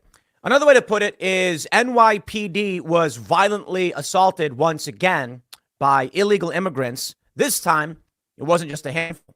It was a mob of illegal immigrants in a shelter attacking them. And they call it a dramatic confrontation. You actually have migrants. I don't know that we need to play the audio. You can probably hear it a little bit. Trying to arrest somebody who's resisting arrest, fighting back, and the migrants actually begin attacking the cops. So let me... Could you imagine letting some random niggas come up in your house? That's what these illegals are. Illegally come up in your house, and then they start beating your ass. You paying the bills. You foot the bills. They came up in your crib, slept on your floor, ate your food. They aren't paying any electric. They're not paying nothing. So then they start fighting each other. Then you be like, hey, cut that out. I'm trying to work. The person who's paying the bills. And then they say, trying to work? Why are you acting like that? Before we start beating your ass. That's funny. At first I was like, the politicians are the ones that said, we got to beat your ass now so we don't have to beat your ass later. Now you let a bunch of illegals in, and now the illegals are saying, don't act a fool. We already up in the building. Don't act a fool. We're going to beat your ass now so we don't have to beat your ass later. In order to prevent us from whooping your ass in the future, we have to whoop your ass right now. This is psychopathic behavior. If you let people in your house and you let them beat your ass, that is psychopathic behavior. Or I'm not a professional. That's some type of behavior. That's some type of problem. If not only that, and Americans who speak out against that, they're the ones considered racist. I'm going to give props to the Revolutionary Blackout Network later, but they're terrible on this topic. We got illegal immigrants beating our ass now. Remember that the other one where they beat down the cop then ran away? I think they got him now. I saw a picture of them. They got him, but they in our crib beating our ass now. You might want to fund the police before it gets worse. Where the fuck are the Joe Biden supporters? I can tell y'all why I support Trump. Tell me why y'all support this motherfucker. Who love the country, Hillary Clinton calls you a deplorable. Half of Trump supporters into what I call the basket of deplorables. And the illegals, they are the ones that let the illegals in the country. And now the illegals are so powerful, they're telling you, pray that the deal is not altered further. I am altering the deal. Pray I don't alter it any further. That's the illegals. You looking down at them, they had that joke on The View where they said, who's going to clean the toilets? Well, who's going to beat your ass? That's what's happening now. They might beat your ass after they clean the tunnel. Well, after they clean the toilets and dig the tunnels. Remember the Jewish tunnels? They hired, I don't know if it was confirmed that they were illegals, but we can say allegedly. I'm pretty sure they were illegals. After they're done digging the tunnels, they're coming out and beating your ass. This isn't going to stop anytime soon. And voting isn't going to stop it. We know that. There has to be peaceful solutions, that's for sure. But voting ain't going to stop this. This is some other stuff. And then on top of that, they're giving illegals $10,000 in New York. Is that cash on a card or what are we doing? Does that include food or what? Let's take a look at how are we doing with the illegal problem? You're paying the bills. These are your bills that you're paying to pay for this stuff.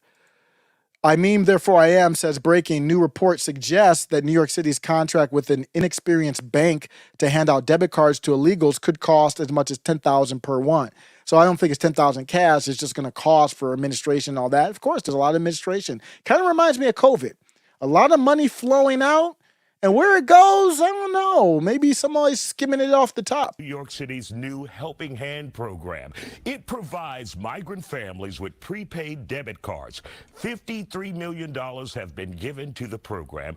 So after they beat your ass and my ass, after they beat your ass, they're going to go to the courthouse or wherever they're going to get it. I don't know where they're going to hand these out. They're going to get their card with, what, thousands of dollars on cash on it. Then they're going to beat your ass again. They're going to be like, did you criticize this card that I got? I'm beating your ass. Which will give asylum seekers arriving at the Roosevelt Hotel money to help them buy food. Sports journalist Stephen A. Smith. They call them asylum seekers. Asylum from countries that don't border the U.S. Then why didn't you seek asylum elsewhere? Does not agree with that choice. I see homeless folks in the streets of New York all the time that are American citizens. I damn sure see them in California. We've got poor, impoverished, starving people who were born and raised in this nation. How in the hell do we come up with a $53 million pilot program for illegals, but folks who are here legally are born here, we don't have enough of them? That's why Trump is on the verge of getting elected. Reelected. Earlier tonight, we posted this question on the Isaiah Factor Instagram page. Should migrants be given prepaid cards to the tune of $53 million? A majority voted no at 67%. All right. Kevin. It's not even a strong no. It's 67%. I wonder if they would be above 50% if they said, should they be given cards and then also allowed to beat the ass of the police? Probably would get over 50%. What about your ass? Libs of TikTok posted, breaking, Michigan State is now asking residents to house illegals in their home. You know, maybe you might dabble in a little bit of slavery. You house illegal in your home, you got dishes to do, right? You got chores to do, right? They want to get you down that path again. How long until this becomes mandatory is what she said. And here's how they phrase it. Volunteers needed to support refugee resettlement efforts. You can find different ways to support the effort. Change a life and your own. Are you interested in welcoming refugees? They mean illegal immigrants. We have experts here to guide you every step of the way. What could go wrong? So that's another avenue of securing 2024. Going down this path, right? Who knows what the August surprise is going to be? It's going to be crazy. Look at the election. Let's look at this one directly from the election from great friend of the show, Mel, one of the best on X. I've been following Mel since basically one of the first I probably followed since I've been doing this channel.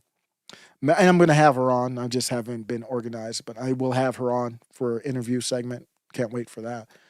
Y'all want to see what a ghost donor bot looks like? So let's talk about the elections more directly here. Here's the data from a 65-year-old retired man living in a 962 square foot house in Clawson, Michigan. From 2019 to 2023, the FEC has recorded him making over 15,600 separate donations to political campaigns. Here's the list showing the campaigns. This is going to Elise Stefanik, Kevin McCarthy, Mark Rubio, Nikki Haley, Tim Scott. 6,600 here and 363 here, 8,000 here to J.D. Vance and others. Anna Paulina Luna. I want some of them to look into this because they got this money. What's happening here?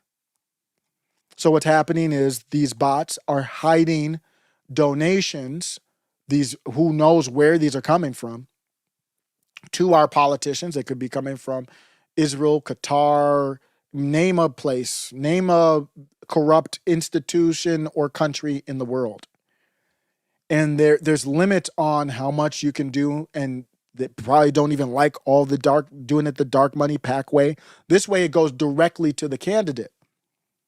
So what they do is they use some old person who doesn't really know what's going on. They're not stealing the money from the old person. They're just using their name for these donations here.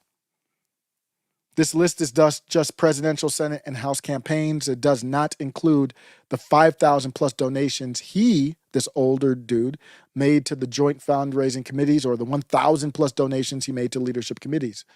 We know that there's no possible way. Mel says, now ask yourself this, who makes 517 different donations to Tim Scott's presidential campaign? Nobody. And then turns around and makes 557 to Nikki Haley's. Who donates 659 times to a congressional woman in another state, but never gives a dime to any candidate running in their own state? The answer, bots. Specifically, bots being ran by dark money groups who are using campaign funds to control their puppets in D.C. The politicians all know about this, allegedly, and they don't do anything. Think of it, you think it's just Republicans? Ha! Democrats are better. Remember, they did it with Act Blue. We talked about that. And that's part of the stuff that James O'Keefe, this is the third time it's come up on the show at least, that James O'Keefe brought up in, I think he might have still been with Project Veritas at that time. One of his last stories he did with Project Veritas was about this right there. Man, they wild. I want to take some time on the takeaway. What do we do? So we need to think. So my takeaway is always national divorce, peaceful separation. But let's go beyond that. I talk about that a lot. It goes to supporting people that you might not agree with politically, but they're not your enemy and they're authentic. And that's my assessment. Maybe I'm wrong about Jose, but that is the hope, is to find someone in a blue district that MAGA could never win. But who do you want in that seat? That matters. Do you want AOC who's going to call you a racist for just being whatever? Or are you going to have someone, and I don't know, I don't think Jose Vega would do that, but that's why I'm saying I'm supporting him, because I don't think he would. Jose Vega, vote for Vega, is part of the solution. Now, if you live out in his district, but if you don't, then you can support Vega. You can give him visual support, vocal support, or talk about him vocally. That was my take with Marcel Dixon, even though we had that beef. I don't think I fully apologized for that, but we had interactions after. We had a pretty bad Twitter beef, of course, over race. But I like Marcel Dixon because he's authentic. I have not changed that at all. I didn't like what he did because, I'm not going to get into it, because it went against my belief that he was authentic. So that's why I had a real problem with him. Let me bring up my information on this. Jose Vega is running, and let me go actually to his feed directly. This is the guy who's done some of those. Ray Studios and I did a whole live on, I think, was he there? I'm not sure if he was there, but he's the guy that's done a lot of these protests while famous people, not famous, but politicians are speaking. And let's go take a look. That's him taking a picture with Jimmy Dore. I'm just on his, I just did a search for his name. So just on his feed here. Let's take a look at it. Candidate for New York 15th, going against Richie Torres. He called Richie Torres a Zionist, which is accurate. But, I have some problems. He has the Palestinian flag. I know that's not ideal, but, who are you going to get in that seat? Get me somebody better than that.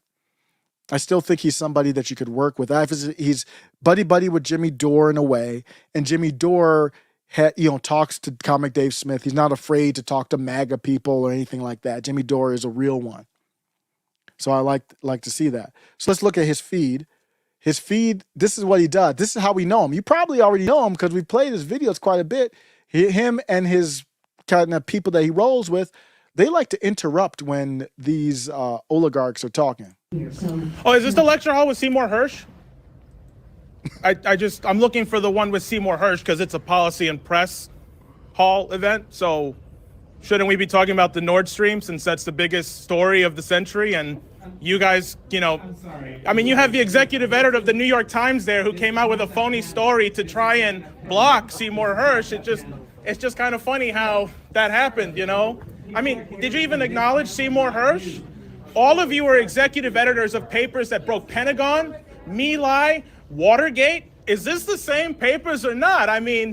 Is there anything you've gotten right in the last 20 years, or am I mistaken about that? I mean, it's just kind of funny because Iraq, wrong. Syria, wrong. Russiagate, really wrong. Okay, I mean, the list goes on and on.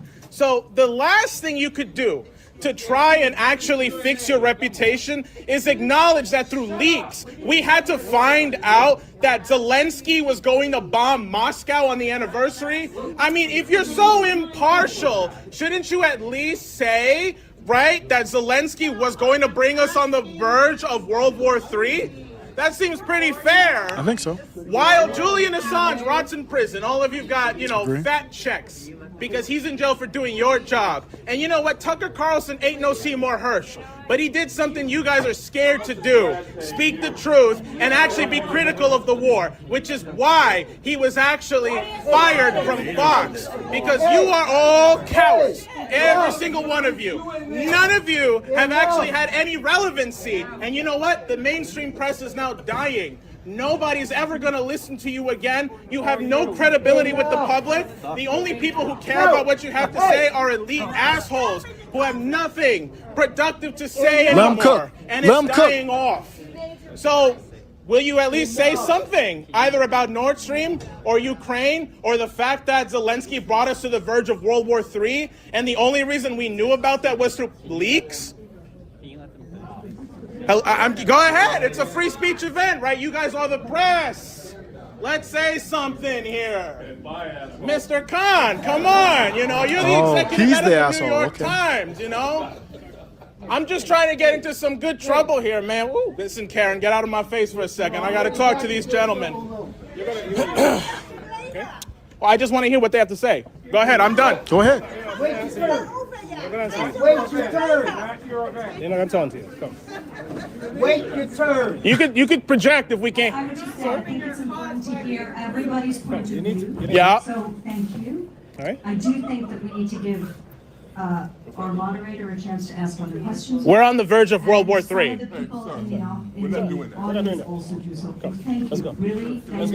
Say something about this bombing. We blew up the Nord Stream pipeline.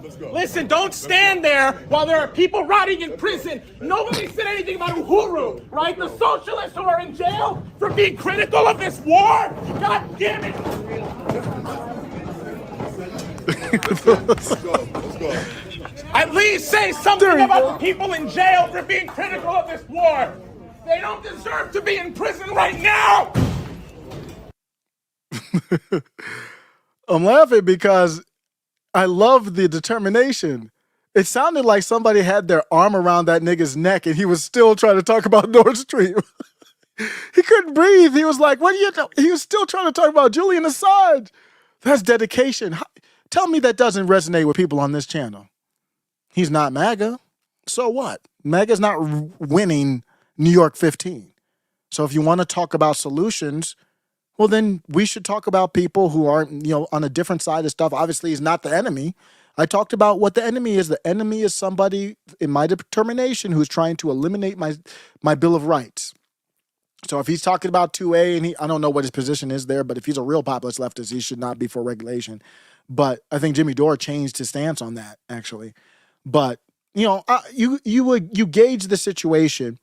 Is he good enough? Because he's not somebody I'm going to vote for. I don't live there. But is he good enough for me to say, yeah, I support that? Because I think if he's in Congress, I'll have a better chance than working with your Ilhan Omars. That's part of the solution. I even think to the point where MAGA should fund those type of people and kind of make them the MAGA left unofficially.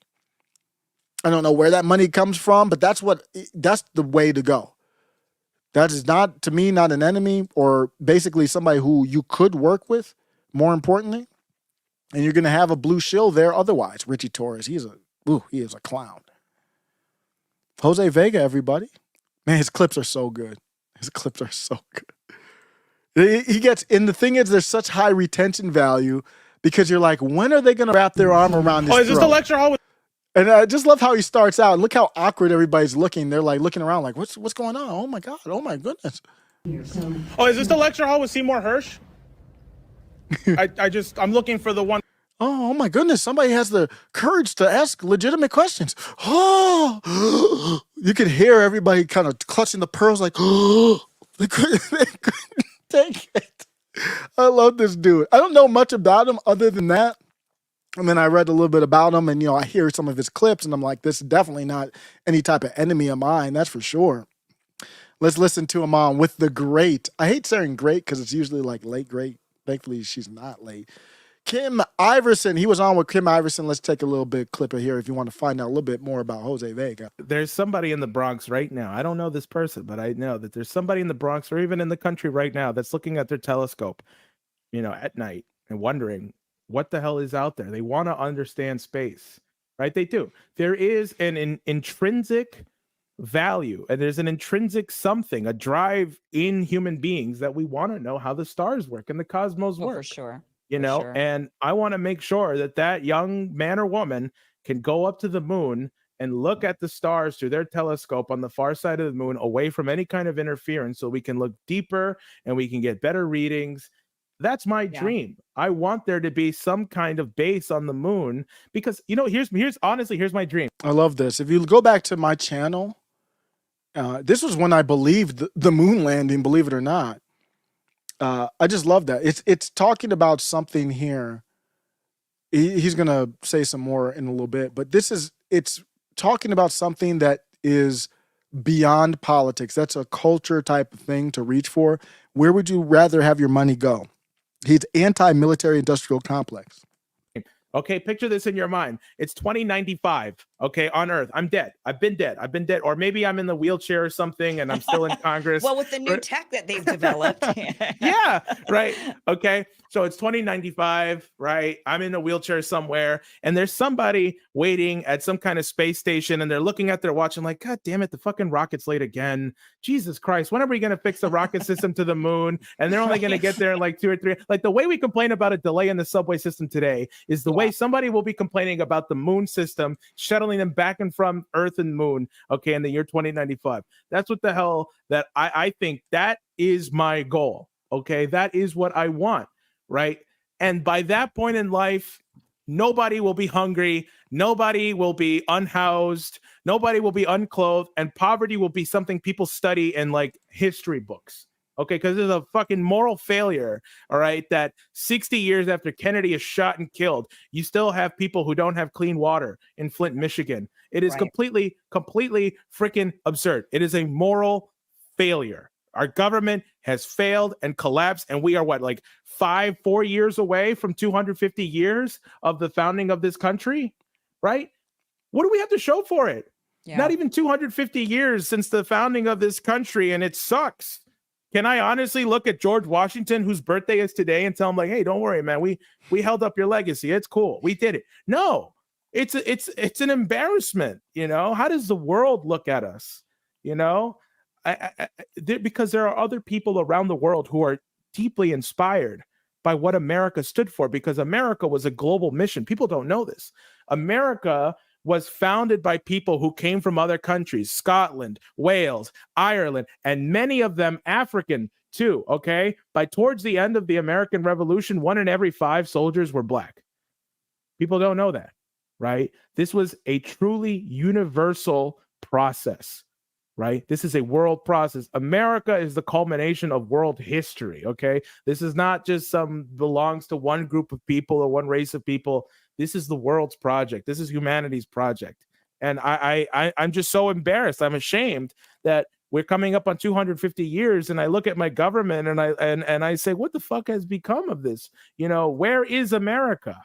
This is not the America that I know. It's been hijacked, and people need to elect themselves to take it back. Well, Jose, you are a very interesting person, which I discovered when I was preparing to talk to you, and I watched the Ruckus documentary about you, Ruckus, The Making of a Revolutionary. And I thought, okay, let's, check this out. And I was surprisingly engaged the entire time, like thinking, oh, well, this is a really interesting documentary about you. Yep. So getting to know him a little bit, I'm not going to agree fully on everything, but you can see the essence is there for quality discussion, for authentic discussion. When we talk about race, we're never going to we're never going to see eye to eye. We have to push that off the table.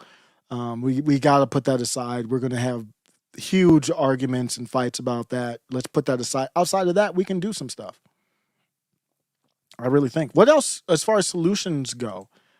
Let's take a look about this. Revolutionary Black Network. I'm going to use this to criticize MAGA. That's what I'm going to do.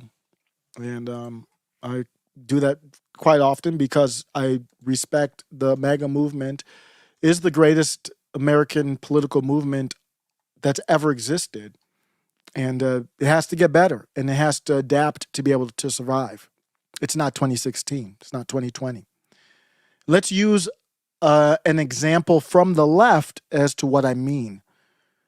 So let's start with this post from Cornel West. Dr. Cornel West said, believe it or not, this is a wild comment.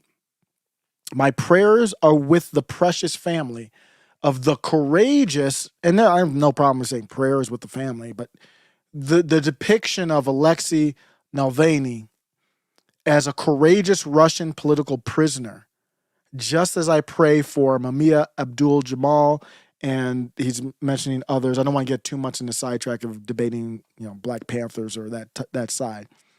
He's comparing them, though, him to those people as a political prisoner. This dude is a CIA op. That's how he got, to me, in my opinion, all the followers on YouTube. YouTube's a CIA op. You got Joe Biden, Barack Obama saying the same thing as Cornel West. I didn't get too much in Navalny because I don't care about Navalny, but this is a cringe take.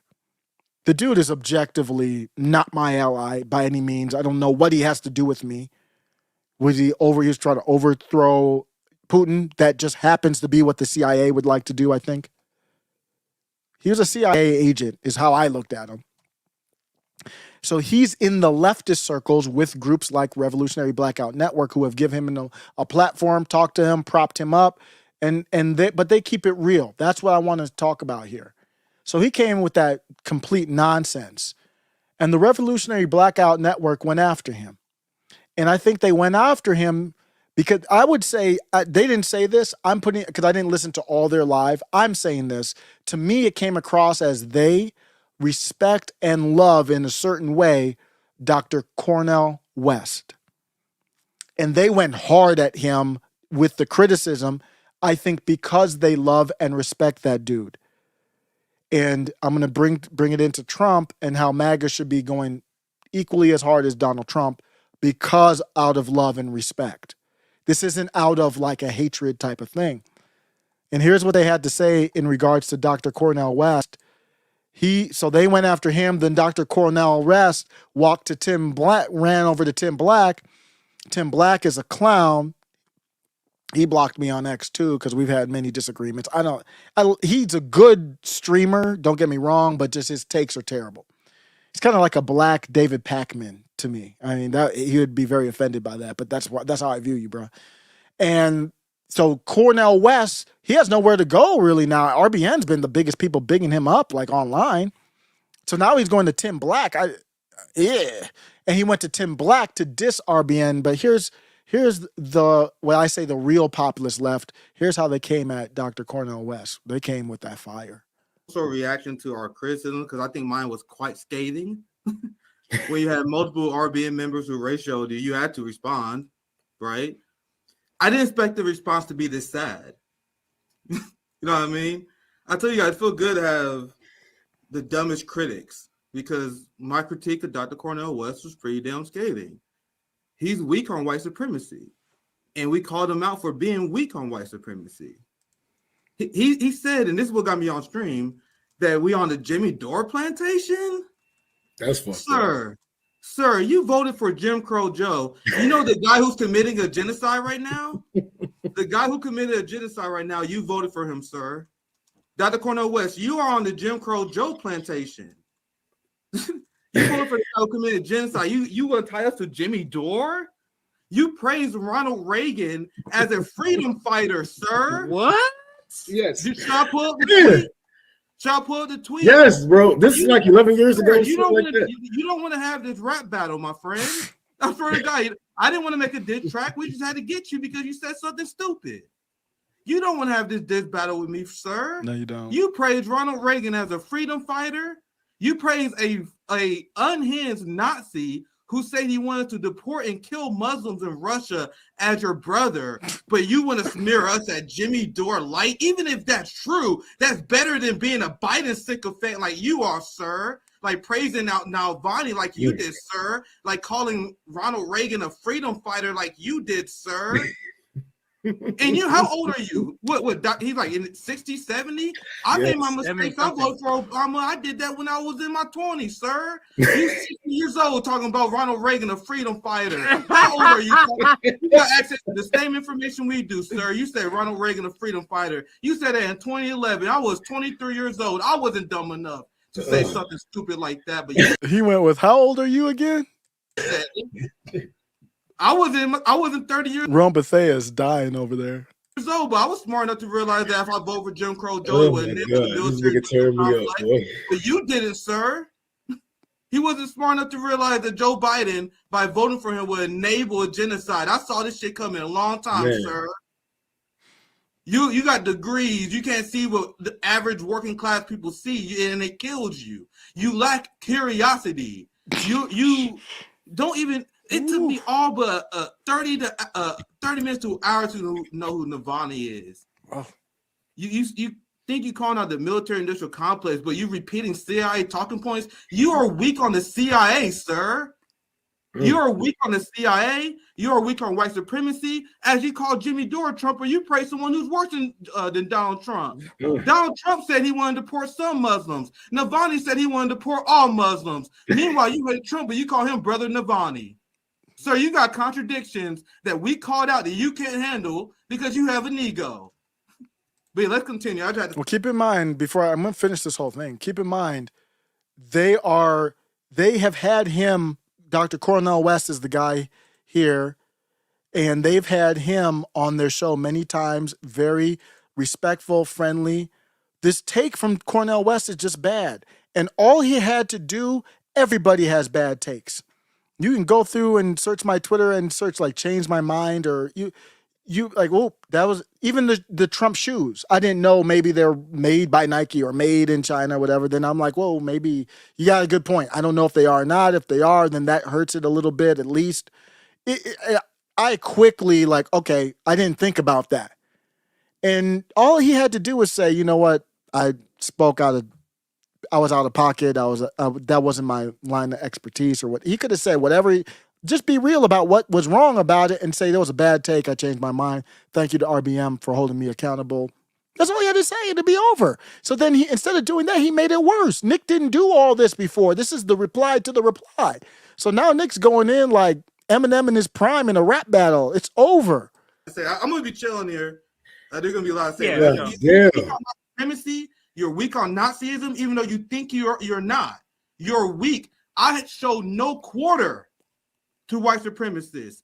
You wouldn't catch me dead praising Joe Biden. You wouldn't catch me dead praising Navalny. That's what you did, sir. And you're upset because we are holding you accountable like you said you wanted us to. When you first came on our show, it's true. You say you want us to hold us accountable. And then we start holding you accountable. And now so you crying to Tim Black like a fucking bitch. Like a little like you said on our show, fam, and everyone in the chat, you guys can confirm. You guys all saw the episode. He said he wants to go on RBN and he wants us to hold him accountable. And then the second we held him accountable, he started crying. Sir.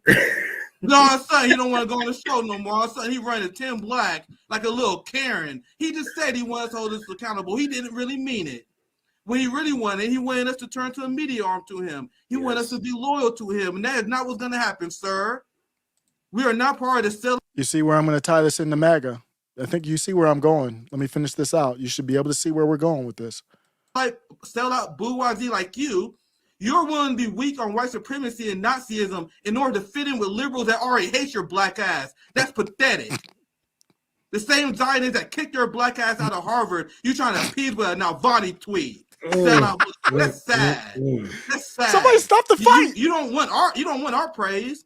You don't give a fuck about us. You want the liberals to like you. Well, you want the Biden voters to like you. So you prayed now, Vonnie, a fucking Nazi. You're willing to be weak on Nazis. If this was like, he's on peace. He's not doing any violence. But if this was real life, you would have had Captain J and Rome Bethea hold it. Like, this would be a real hold him back. Like, hold him back.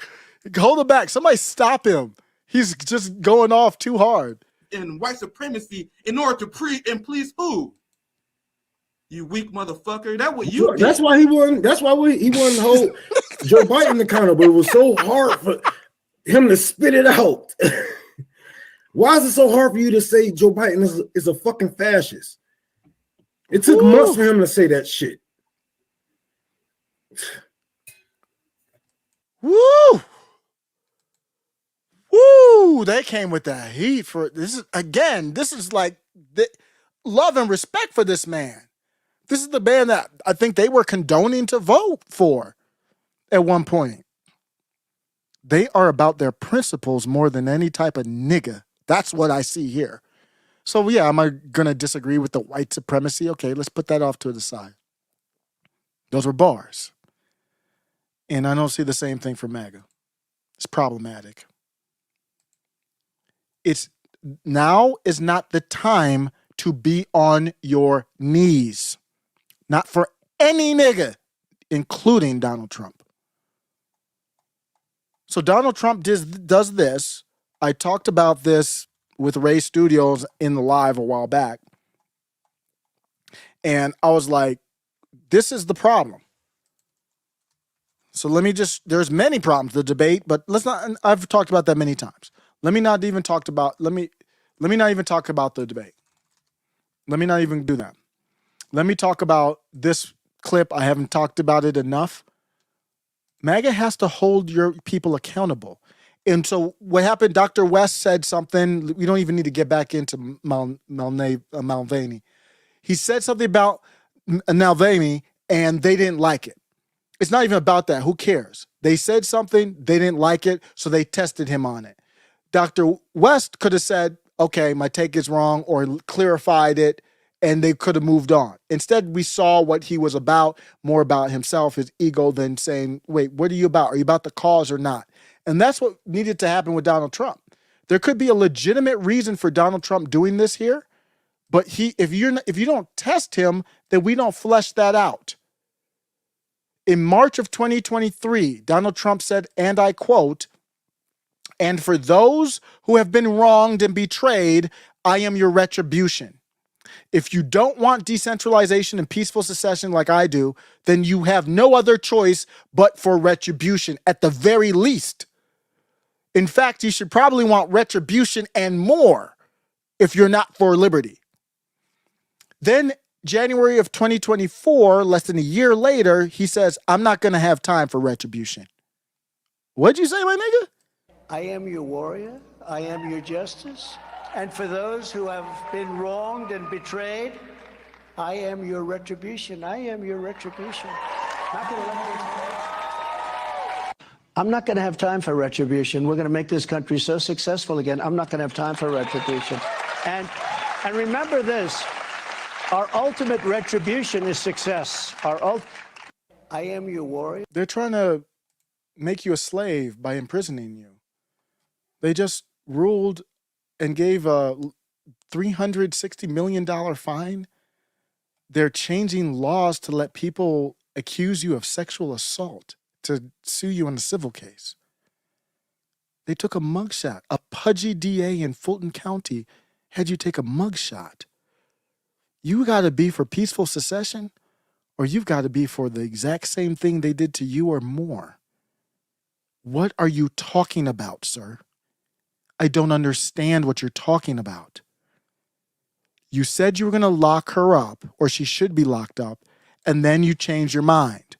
I don't want to hear this from you. Explain yourself. That's out of love. MAGA is so bad here.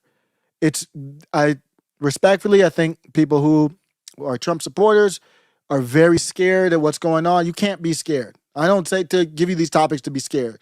Give you these topics to figure out, crowdsource, what's the resolution? What's the solution to this stuff? I'm not going to have time for retribution. We're going to make this country. Bitch, you should only have time for retribution. I'm not going to have time for retribution. Bitch, that's the only thing you should have time for. I'm not going to have time for retribution. We're going to make this country so successful again. I'm not going to have time. What does that mean? They're trying to imprison you. They've turned the whole legal system against you. This isn't 1980. What happened to the 2016 Trump? Even he didn't do anything. But you got to even elevate that more. So MAGA's got to get clarification on that. People are saying, well, yeah, he's still going to be. Megyn Kelly said, yeah, Trump's going to be so much for retribution. And, well, you never clarified those comments. So he might be. Maybe I'm misinterpreting them. That's not my point. My point is saying he should be clarifying. The comments are confusing enough to warrant clarification, period. And I want to know what he means by that. And you see RBN, they did it. They tested him, and they basically tested him to the limit, basically saying, we're going to need to know, what do you mean here? We don't understand what you're talking about. We have no idea what you're talking about, sir. And when they tested him, they found out there were some cracks. They found cracks in the armor that needed to be resolved. So let's take a look. So let's look at this. So you just heard Trump's clip. So let's hear Megyn Kelly, who never tested him. Trump turned her literally into his bitch, who never questioned him on the retribution comment. Listen to Megyn Kelly now. This is some bitch shit right here. If I had to put money on it, if I had like 10 grand to bet on if Trump gets reelected, will he charge Biden or Obama if he can? I'd put it on yes, he will. Why? Can you imagine? Why? He just said, I'm not for retribution. Why would you say that? I'd put it on yes, he will. When Can he you was imagine 2016, he never did it. Why would you put money on that? Gets reelected, will he charge Biden or Obama if he can? No, he's not. There's no evidence to say that. See, you see why it gets me so upset? You don't like peaceful secession, but then now, if you don't want that, you've got to be like Stephen Ignoramus. You've got to be Nick Fuentes. You've got to be authoritarian to the max to go back at your political enemies. There's no in between on this. So he says, no, I don't have time for retribution. Forget about all that. To bet on if Trump gets reelected, will he charge Biden or Obama if he can? I'd put it on yes, he will. That's stupid. Why are you saying that? Can you imagine how pissed off he's going to be? Did he look pissed off when I showed you that he's not for retribution? So people said, well, he's got to soften it for the election. All right. That's fine if you believe that. He didn't prove it last time. And I can tell you, I don't know what mood you're in. I'm not in any mood for softening for elections. Yes, he will have won re-election in this scenario, but he is going to be so angry at what these people put him through. I know you're right. Like, he wasn't particularly vindictive in his first presidency. I just think this is next level. What they've done, they're the ones who crossed the Rubicon, and I do think they will rue the day. I think the country will rue the day. These people have terrible takes, man. Megyn Kelly's good. I mean, very bright, whatever, but that's a terrible take. Going back to the super chat, $2. Quest Fanny, thanks again, said there's nothing worse than ingratitude. And I believe he's talking about the illegals. Let me double check and think he put that. He might have responded. The illegals being ungrateful, I agree completely. Yeah, there's nothing worse than that. I mean, it would be one thing if they said, yep, grateful to be here, love the Constitution, or, learning about the Constitution. I mean, obviously they're not saying that. Or otherwise, they wouldn't be here. Just like the ones that come through Florida from Cuba, they boot their ass up right up out of here. Because they say too many things that the regime is like, nah, we don't know where you're going to be at. So you get booted the hell up out of here real quick from that angle. I only have 2 more segments. I'm going a little bit long, but 2 more segments and I am out. This one here is AI. So AI is going to be So I'm talking about what's the solution, remember? So the solution from the Revolutionary Blackout Network and the Trump retribution is you get off your knees. We need to get off our knees and respectfully say, I don't know what you mean. Love and respect, Trump. You acting crazy right now. That's what it comes across. Explain yourself. You work for us. Remember, he brought Johnson & Johnson out on the stage. They booed him. Good boos. He brought out Lindsey Graham. They booed him. Good boos. That's very soft, though.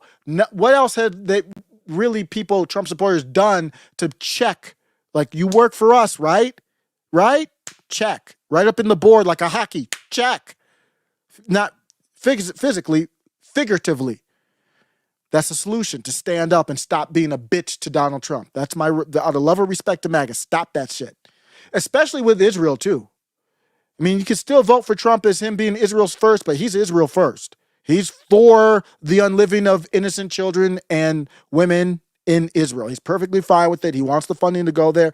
Yes, is he more anti-war? Would he prefer not to have that? Yeah, but he's not speaking out against it. Where's MAGA speaking out against it? Stand up. This ain't a time to be worshiping somebody. That's not out of hate. So now I transition to other solutions. Like I did use ChatGPT to kind of frame this whole live. ChatGPT or OpenAI now has this thing called Sora AI. And believe it or not, these videos are fake. They're AI. This is an AI video of a hermit crab with a flashlight out its shell. It looks damn real. It looks realer than real. So you see how real quickly you have the augmented reality, the virtual reality, the Quest, and the Apple, what do they call it? Apple, not Glass, but I forgot what even it's called. The Apple augmented reality.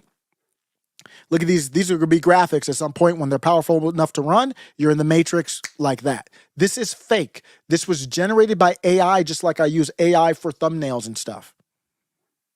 Look at the shadowing. Look at the lighting. It's not available. You know I'd be using it. It's not available to the public yet, but I'm kind of refreshing to see when it will be. Prompt. The camera lowers and widens to a grand panoramic view. This is when they say prompt, this is what you put into the chat GPT and it generates this overlooking the beautiful ocean. This is fake. It's not real. So you're only going to do 10 seconds at a time, whatever, but that's going to make the B-roll look so much better, like story blocks and all that kind of stuff. And you could do voiceover. You can make your own movies real quick. It's going to take a while to get there, probably a couple years or something, but look at what we got right now. 10 seconds of just beautiful stuff. I think it's only 10 to 30 seconds right now. Prompt. Macro shot of leaf showing tiny trains moving through the veins. It looks absolutely real. You got your own DreamWorks at your hands. So now, bye-bye DreamWorks. AI is a part of the revolution. The revolution will be, I don't know if it's going to be televised, but it will be on your devices. It will be through AI. They can't stop it. Eventually, this will be on real open AI. Open AI is not really open. Open real AI. So they won't let you do prawn. Guys, I know you want to do the prawn. We'll get there. That's not going to be what we want to do at first. Let's save the country before we get to the prawn. You see what they're going to be able to do. You're going to be able to do Taylor Swift, big ass, and yada, yada, yada, 10-second video. OpenAI won't let you do it through Sora AI, but the real OpenAI that's outside, that will be on your hard drive by people just crowdsourcing, not by a big corporation, they'll let you do whatever the hell you want to do. So you might be up on your own, sex video or whatever. It's completely fake and nobody would even know because it looks so real. Just give me abs in mind. I'd be good with that. I don't want to be flabby. That's the train on the veins. Let's keep a look and see what else can they do with this AI. Prompt. Minecraft with the most gorgeous high-res 8K texture. Insane. Prompt. This is fake. Realistic video of people at the beach relaxing. And then they put a shark come up. It's all fake. It looks better than the quality of Jaws from back in the day. Just unbelievable stuff. Can you imagine the GIFs and the memes? And so cool. Here's a dog, a German Shepherd that's like AI German Shepherd. where the eyes are like digital. It's like a robot, almost like an android or something. Looks really dope. Here is Sora with sound here from 11 Labs. So let me show you the sound. It can do sound too. Well, I don't know if the sound's separate. They say 11 Labs. I don't know if that's going to be with the thing or whatever, but this is still cool.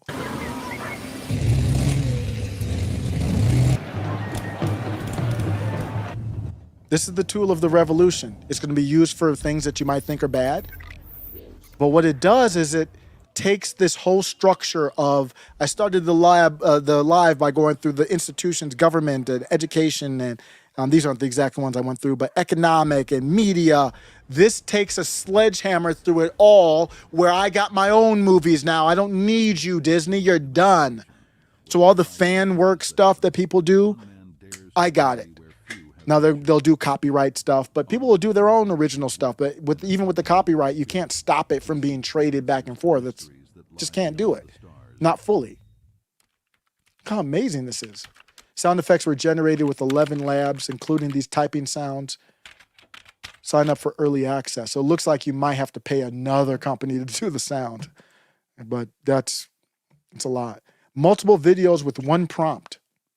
So one prompt got 4 different videos. Somebody playing in the snow or something. Oh, wow. Did they get the hands right? Wow. Looks like they're getting the hands right now. I saw this one before I knew about this. I didn't know it was fake. An ant crawling through the tunnel. Fake. That's not real. Almost like a National Geographic or something. I thought it was real when I first saw it. How would you know? I mean, it looks completely real. Sora trying graphic design with these monsters. That's part of the solution. Propping that up. So people making you scared about artificial intelligence. Yeah, there's things to be worried about, but this is the tool. Just like a 2A. A 2A, the weapon of 2A can be bad. And if you wield it properly and use it properly, it can be good too. And then I'm going to be out. I'm looking forward to this Timcast Eyes of Advice. Eyes of Advice. So let me talk about this in a way, because I've criticized Timcast, Patrick, David, everybody. I haven't heard a lot of solutions from anybody. But here's the thing. I'm obviously not against Tim Pool. Tim Pool's doing a lot of good things. That's not to say that Tim Pool is obviously not doing a lot of good things. The skate park and affecting culture, that's very important. But here's how I look at it. It's almost like you're part of a football team. That's the blocking and tackling. That's the route running. That's good. You can't win without that. Culture. Eric July with the comic books. Prime Animations with the Transformers. This is Carlos, friend of the show right here. The whole show has been kind of sponsored by it. That's all good. Affecting culture. That's not a solution, though. The solution is more, to me, if the team is in zone, what play do we run? What's our strategy? If they come out in man, what's our strategy? If you put a man in motion and they follow the man, are they really in man or is it a fake zone? Are we up 20 or 30? Or what's the next play? What's the strategy to win the game? The big picture is the solution. And I still need that. But without the culture, you can't get there. So still props to Tim Pool. I thought this video was cool. I'm going to leave out on this one. I appreciate everybody. This is a 35-second or 30-second about clip of the new single, Eyes of Advice. I believe it's eyesofdevice.com. Let's look at this. Eyesofdevice.com, I believe, is the website. Let me double check that. No, it's not. Eyes of Device. Let me give the right website. What are we talking about here? Eyes of Device, Tim Pool. I want to make sure I'm shouting out the right website. Wait, is it in the link? How do I not know the website? It's got to be in this link here. Oh, no, that's the YouTube link. Hold on. I hate when I have to look stuff up like that. Eyes of Device. And then I have to get back to work. Okay, here it is. Oh, yeah, it's eyesofdevice.com. Why is it not working? Okay, I probably spelled it wrong. So the website is eyesofdevice.com. EYESOFADVICE.com. Eyes of Advice. Oh, I probably I put device. It's Eyes of Advice. Eyes of Advice coming out this Friday, the 23rd. Looking forward to that. Shout out to Tim Pool, Tim Cass, and the whole crew, Affecting Culture, doing their thing. I'm out, y'all. Appreciate y'all. It's the most fun of the week. Visit Middle Mag. I'll put up some clips when I can. I'm out on Eyes of Device, or I keep messing it up. Eyes of Advice. One more time. That I wouldn't be surprised if AI was used in that. It comes in really well mastered. But you see that. Let me go back and I'll be out after this. One more. They just clipped it from the beginning, so it's actually only like 20 seconds of it. Comes in loud on my headphones, so I'm turning it down a little bit. And let's listen to the vocals. The actual visuals are amazing. My goodness. Let's go one more time. New single coming out Friday. This is just a clip. Eyes of Advice. When we come back to sing for you.